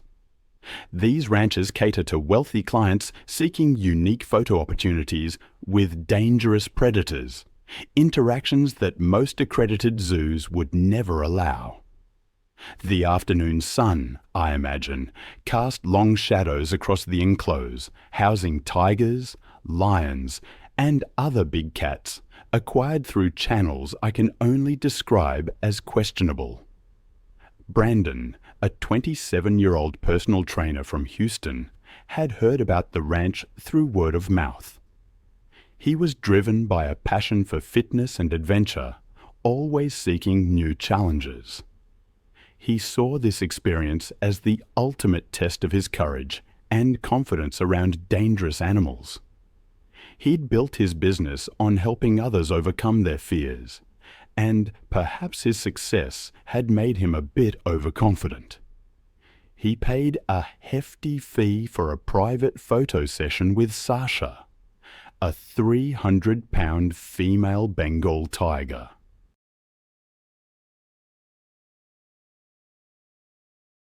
The ranch owner, a former circus trainer, agreed to supervise, but not without emphasizing the extreme dangers involved.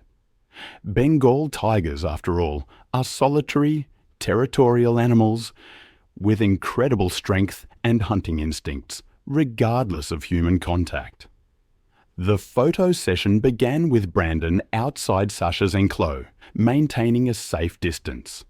But he quickly grew frustrated. He wanted closer contact for more dramatic photos. He convinced the owner to allow him into a smaller holding area, separated from Sasha only by a chain-link barrier. His fatal mistake was crouching down and extending his hand towards Sasha, believing his confidence would demonstrate dominance. The tiger's ears flattened, her tail twitched, and her hunting instincts took over. She launched herself at the barrier. Her paws struck the chain link. Her claws found purchase on Brandon's arm. The tiger's strength pulled him against the barrier, her jaws snapping through the fencing. The claws raked across his arm and shoulder, severing arteries. The ranch owner intervened, but the damage was done. Brandon collapsed from shock and blood loss. His physical conditioning was no match for such catastrophic injuries. I keep thinking about Brandon, the fitness model. He posed with a tiger for a photo shoot, a tragic decision. Emergency responders arrived quickly, but it was too late. He died from massive trauma and blood loss. It makes you wonder how such a thing could happen.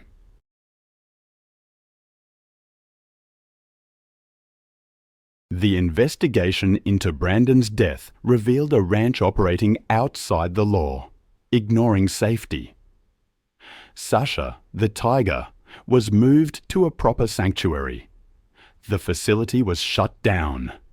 The tragedy rippled through the fitness world, a stark reminder of the dangers of using wild animals for photography. His family sued, arguing that the lack of safety directly led to his death. It was another sweltering August day, this time in Missouri 2013. The air hung heavy with the stench of neglect on Tommy Rodriguez's property. He was running an illegal breeding operation. For over a decade, he'd been running puppy mills. But financial press had pushed him to cut corners fatally. His 20-acre property was a maze of makeshift kennels, converted sheds, housing around 80 dogs. He specialized in popular breeds, selling them to unsuspecting buyers. But the real money came from the security. 4 massive dogs patrolling the perimeter, 2 cane corsos, each over 120 pounds, and 2 mastiff mixes, nearly 140 pounds. They weren't pets. They were weapons, trained for aggression. The financial press building for months ultimately led to Tommy's demise. Veterinary bills, feed costs, and facility maintenance had eroded his profits. Increased scrutiny from animal welfare organizations forced him to be more careful, but he cut back on everything: food, medical care, even basic maintenance. He didn't realize that hungry guard dogs were exponentially more dangerous.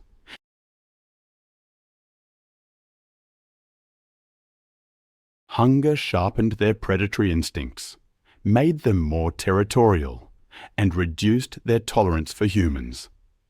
The dogs, once content with patrolling, now viewed everything, including Tommy, as competition for scarce resources. Signs of increased aggression had been there for weeks. They fought over food, marked territory more aggressively, and showed less deference to Tommy's commands. A smart operator would have seen the warnings, but Tommy was desperate, distracted, and overconfident. On that August night, Tommy made his final rounds, checking on breeding females and security systems. It was past midnight. The countryside was silent, except for distant barking and the hum of inadequate ventilation fans. He carried a flashlight and a metal rod, but his mind was on finances, not the danger lurking in the shadows. The guard dogs had been without food for 3 days. Not intentionally, but because Tommy had been preoccupied with a sick litter. Their hunger had reached a critical point, overriding years of conditioning. They were no longer guard dogs protecting property. They were predators looking for their next meal. Tommy's mistake was approaching the guard dogs without precautions. Usually, he would have fed them first, but stress and exhaustion made him careless, and he walked into their domain with only a flashlight and false confidence. Brutus, the larger cane corso, emerged silently from the shadows. His 125-pound frame moved with surprising quietness.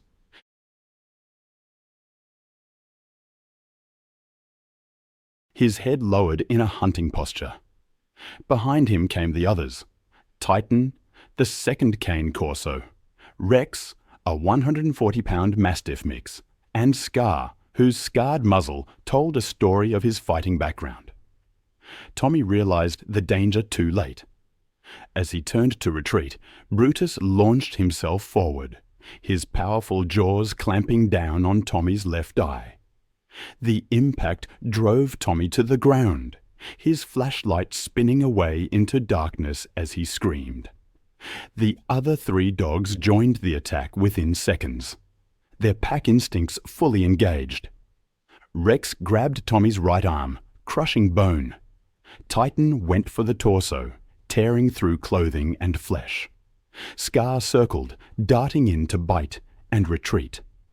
Tommy's screams echoed across the empty countryside. The dogs worked with the coordination of experienced predators. Their attacks focused on disabling their prey rather than killing quickly. They had learned patience, and hunger made them methodical. The assault continued for nearly 20 minutes. The dogs took turns feeding on Tommy while he was still alive. His struggles grew weaker. The animals showed no mercy. They had been conditioned to view violence as normal, hunger as constant, and humans as either threats or food sources. I've seen what desperation can do. Tommy, who ran one of Missouri's largest illegal puppy mills, met a gruesome end. His body, broken and partially consumed, was found near the feeding area, surrounded by the very animals he exploited.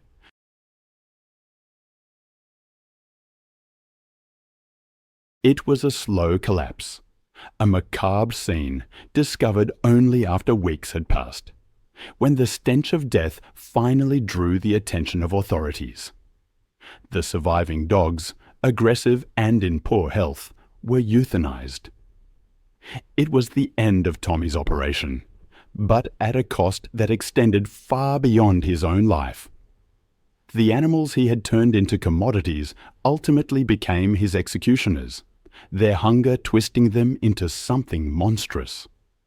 It was August 22nd, 2014, and the heat shimmered over Cypress Point, Florida, an exclusive community built on reclaimed wetlands.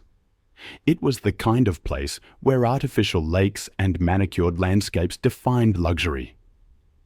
That afternoon, Roberto Mendez, a landscaper who built his business from the ground up, was working to maintain those pristine grounds. He supported his wife and 2 young children, often working long hours under the Florida sun.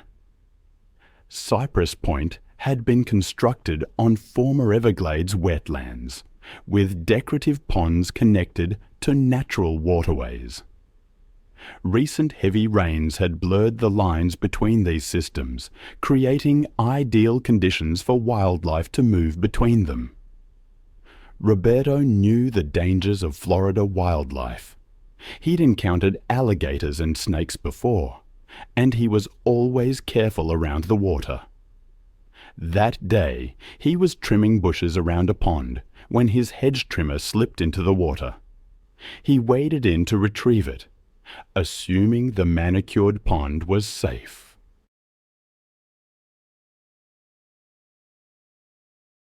He'd worked around similar features countless times without incident. But the moment his feet touched the muddy bottom, a 10-foot female alligator exploded from the decorative vegetation. Her jaws clamped down on Roberto's right leg with devastating force. I've spent years studying the intersection of humans and the natural world, and some stories, they stay with you. Like the one about Roberto. He was pulled under, the alligator's grip relentless, its rolling motion sealing his fate in the deepest part of that pond. He drowned within minutes, the blood loss and trauma overwhelming him. Emergency responders arrived quickly, but it was too late. The alligator, a 10-foot female, was eventually captured and relocated to a remote area of the Everglades. The investigation revealed a simple, tragic flaw: the ornamental pond's connection to natural waterways. Roberto's death led to immediate changes, barriers erected, safety protocols revised. Then there's the story of Tara Whitfield. On March 22nd, 2017, she arrived at the Neptune Islands off the coast of South Australia. It's one of the world's premier great white shark diving destinations. These remote, rocky outcrops rise from the Southern Ocean, surrounded by waters that plunge to depths of over 200 feet. The nutrient-rich waters are a highway for migrating great whites, drawing them to hunt the abundant seal colonies.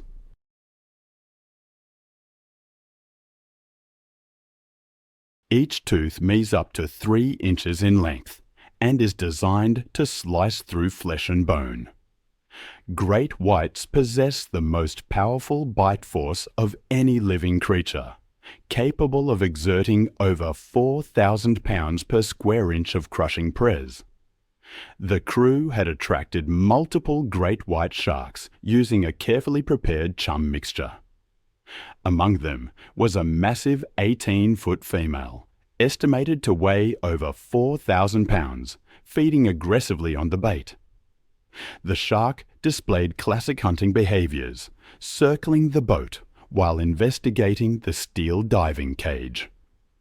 Before entering the water, Tara secretly loosened the connections on her diving regulator, planning to create a fake equipment malfunction to justify exiting the protective cage. She believed she could manipulate the situation to get the unrestricted shark access she felt entitled to. Once submerged, Tara immediately signaled fake distress to the surface crew, pointing at her sabotaged regulator. Captain Morrison initiated emergency procedures to bring her to the surface. But instead of ascending, Tara swam away from the cage toward the feeding sharks, believing her superior intelligence made her invulnerable. Her erratic swimming movements created the exact type of distressed prey behavior that triggers great white hunting instincts. The massive female great white detected Tara's panicked swimming and abandoned the chum bait. The enormous predator approached from below at speeds exceeding 25 miles per hour.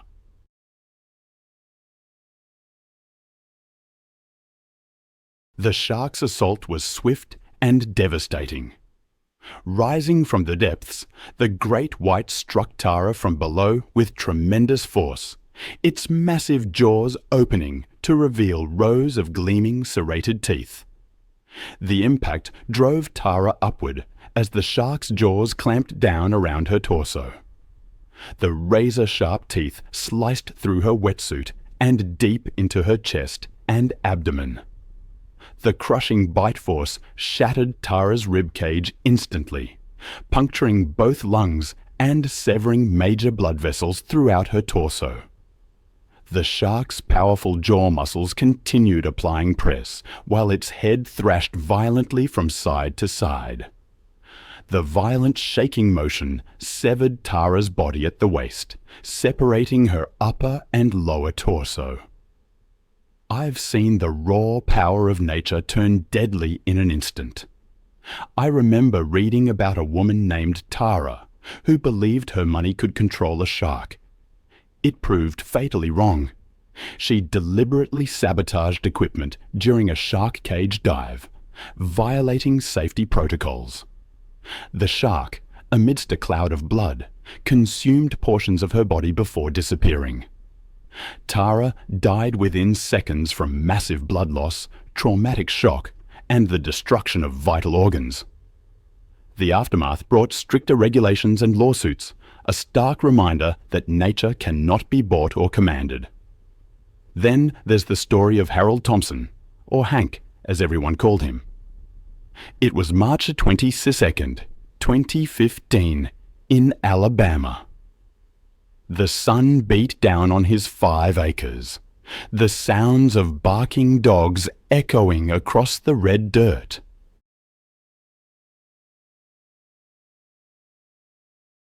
At 71, he moved slowly, but confidently, between the kennels, carrying water, a routine honed over 20 years of dog breeding. He and his wife, Martha, had built their operation from the ground up, specializing in Rottweilers and German Shepherds. What began as a hobby had grown into a modest business, with several breeding females and males producing litters sold across the southeast. But age, it seemed, had made Hank careless. In his younger days, he would never have entered a kennel alone, especially with breeding males during their territorial phases. He knew what these dogs were capable of, the power in their jaws, the speed of their attacks. But experience had bred overconfidence. The centerpiece of their operation was Brutus, a 130-pound Rottweiler. His massive frame made him their most sought-after stud. At 4 years old, he was in his prime, his bloodline tracing back to German working dogs. His offspring commanded premium prices from buyers seeking protection animals. Recently, though, Brutus had been showing increased aggression. A minor injury to his left rear leg had left him limping and irritable, causing him to snap at Martha when she tried to examine the wound. The veterinarian had prescribed pain medication, but the dog's temperament had grown increasingly unpredictable. Martha had expressed concerns about Hank working alone with Brutus, especially given the dog's recent mood changes. But Hank dismissed her worries.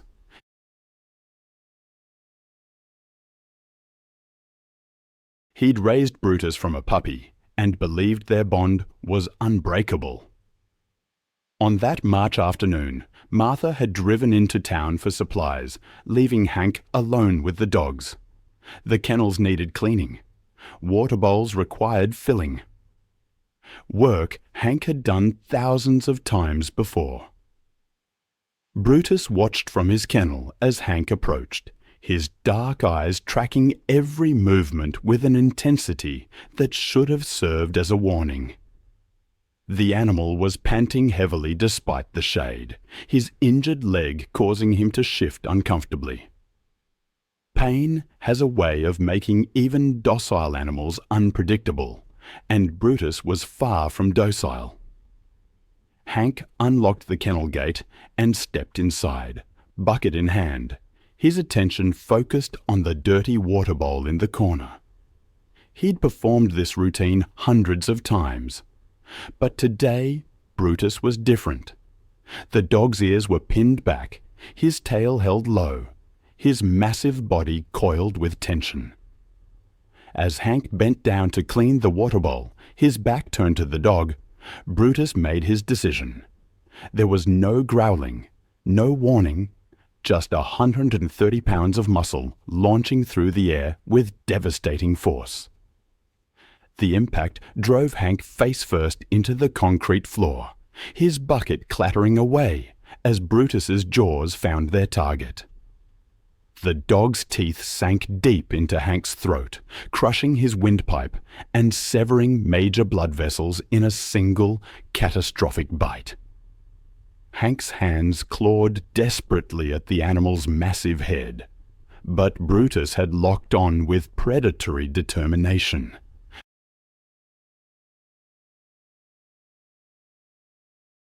They were built for endurance and speed, capable of covering 40 miles in a day. Their jaws delivered a bite force strong enough to crush bone, nearly 400 pounds per square inch. Usually, they avoided people, living on caribou, hares, and ground squirrels. But when prey grew scarce, or human scent carried traces of food, curiosity sometimes lingered. That week, rangers had posted advisories near trailheads, noting that several hikers reported wolves trailing them at a distance. Sarah likely read those postings, but no record showed she changed her route. Her confidence in her precautions was understandable. Statistically, Denali's wolves avoided confrontation. Around 4:00 p.m., a tourist group spotted a lone figure standing on a gravel bar below the ridge. The hiker waved, later confirmed to be Sarah, before continuing upstream toward her camp. She reached her final GPS coordinate sometime before 4:45 p.m. The last photos on her recovered camera showed wide shots of the river valley and a small group of wolves following a caribou herd in the mid-distance. tracks found later indicated she moved off the main gravel bar toward higher ground, likely planning to cut inland. The first sign of struggle began about half a mile from her tent. Her GPS unit recorded erratic movement, rapid looping, then a sudden stop. Investigators reconstructed what happened next through physical evidence and predator behavior analysis.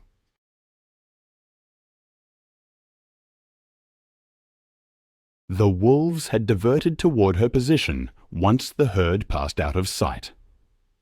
Sarah likely saw them at a distance and deployed her bear spray once. Residue was detected on nearby vegetation. Wind readings that afternoon showed a westward shift causing partial blowback of the spray mist. It worked briefly, driving the wolves about 20 feet back before the cloud dispersed. They began to circle again, emboldened by the fading chemical scent. One flank of the group approached from behind, following her retreat up a shallow embankment. Handprints pressed deep into the soil showed she climbed in haste. Blood marks began at the top of the slope. One wolf had likely lunged first, grabbing her backpack or arm. The straps were torn clean through, consistent with a pulling force rather than a cut. A second wolf joined, aiming lower, its bite breaking the skin along her thigh. She tried to fight back. The spray canister lay spent beside her pack, but the group coordinated, one attacking from the rear, the others darting forward. The ground at the site was churned with soil and hair, suggesting several minutes of movement before she was forced down. Analysis of tissue marks later revealed crushing bites to the neck and shoulder, consistent with a killing grip, the kind wolves used to suffocate large prey. Her jacket was shredded, and the torn sleeve, recovered 20 feet away, still held fragments of skin and fabric.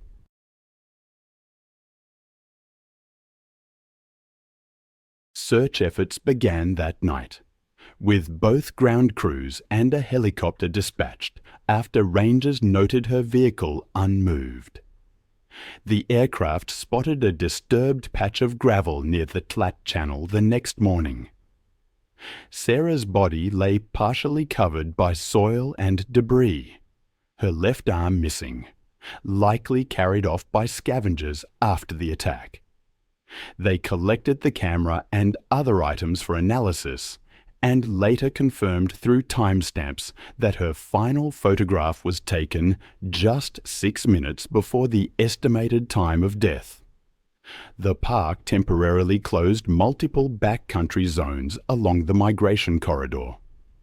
Genetic sampling confirmed the wolves belonged to the Talat pack. Investigators determined the attack began as a predatory test or prey proxy response that escalated fatally, but with no repeated approach or food-seeking behavior observed, no removals were ordered. At a private debrief, rangers explained the findings to Sarah's parents, who later issued a short statement, urging that the park not punish what it protects. It was April 14, 2018, when Monica Barrett arrived at Everglades National Park in Florida, one of the largest tropical wilderness areas in the United States. The vast wetland ecosystem stretched across 1.5 million acres of sawgrass marshes and shallow waterways that served as home to some of North America's most dangerous predators. The park's intricate network of channels created the perfect habitat for massive American alligators.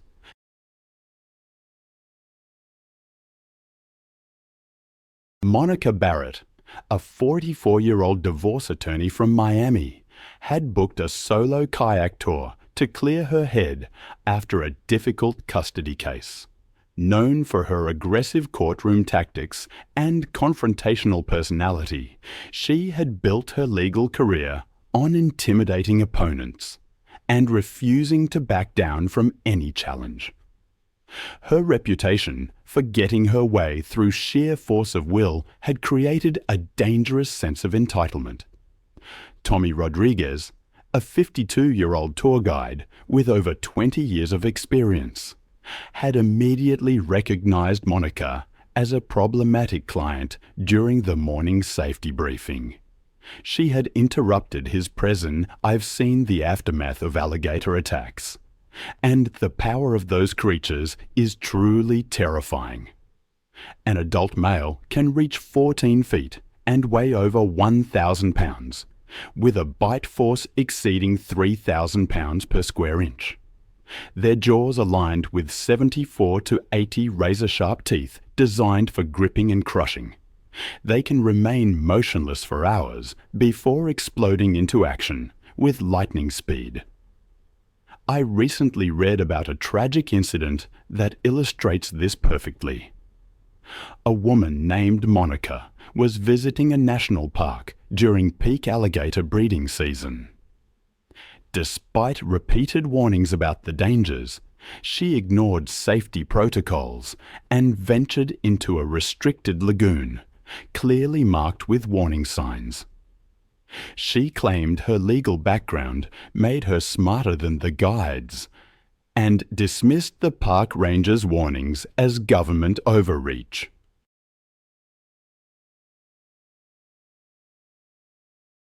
The impact instantly capsized her kayak, throwing her into the murky water directly in front of the enraged reptile.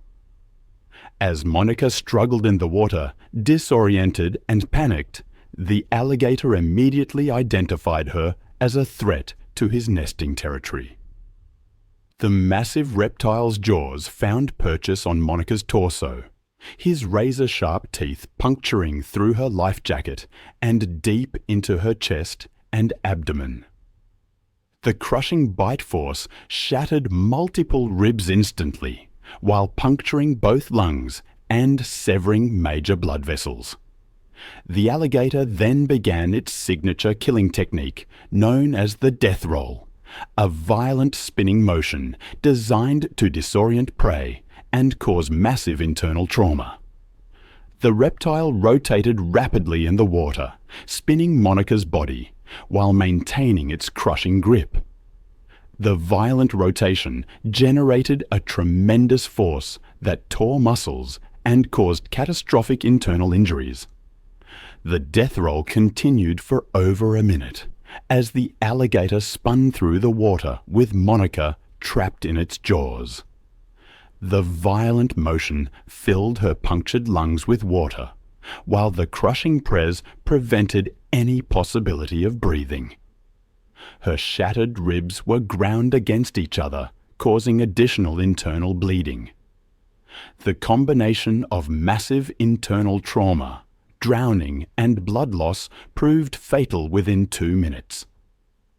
Monica's struggles gradually ceased as the alligator continued its death roll, eventually releasing her lifeless body, which floated to the surface.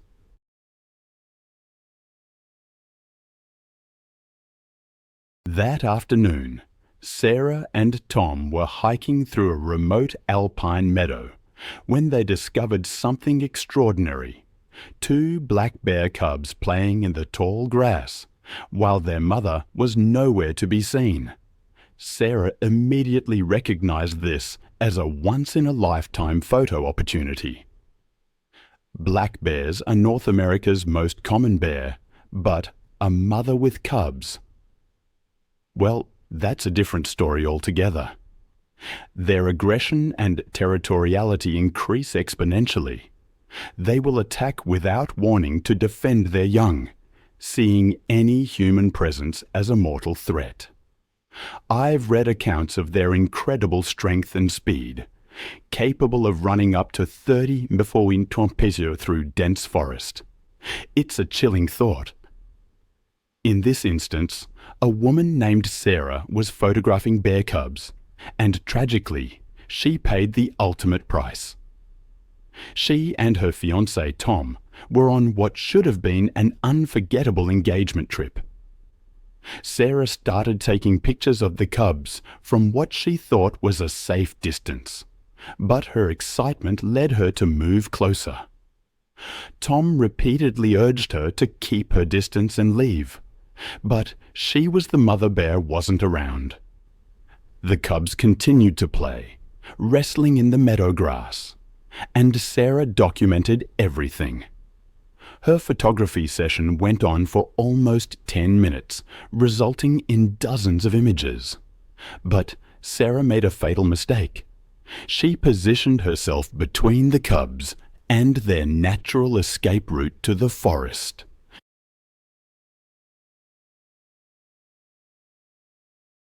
As she moved to get a better angle, she unknowingly blocked the path the cubs would take to reach safety if threatened.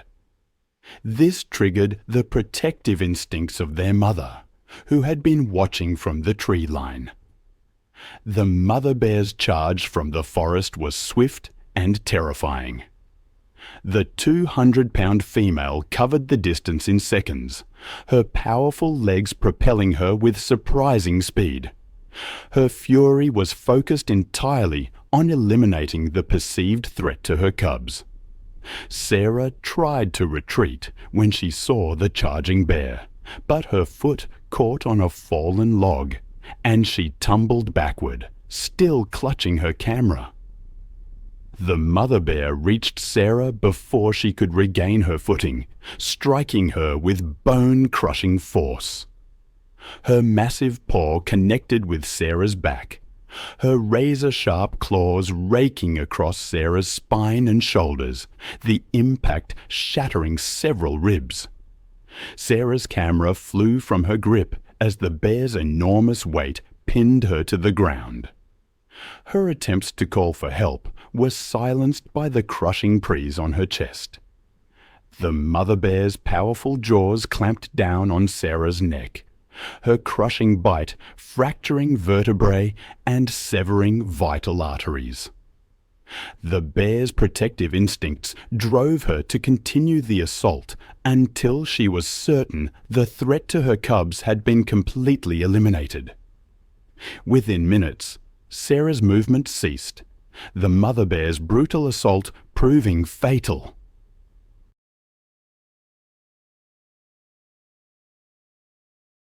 The protective mother remained near Sarah's body for several more minutes, ensuring the threat was neutralized before gathering her cubs and disappearing into the dense forest. Park rangers arrived over an hour later in response to Tom's emergency call, but Sarah was already dead from massive trauma. The bear family was tracked but left undisturbed, as wildlife officials determined the mother had been acting within normal protective behavioral patterns when defending her young. Sarah's death devastated the hiking community and prompted enhanced educational programs about wildlife safety and proper distance protocols. Her family established a foundation promoting wilderness safety education, ensuring her passion for conservation would continue through enhanced protection for both wildlife and outdoor enthusiasts.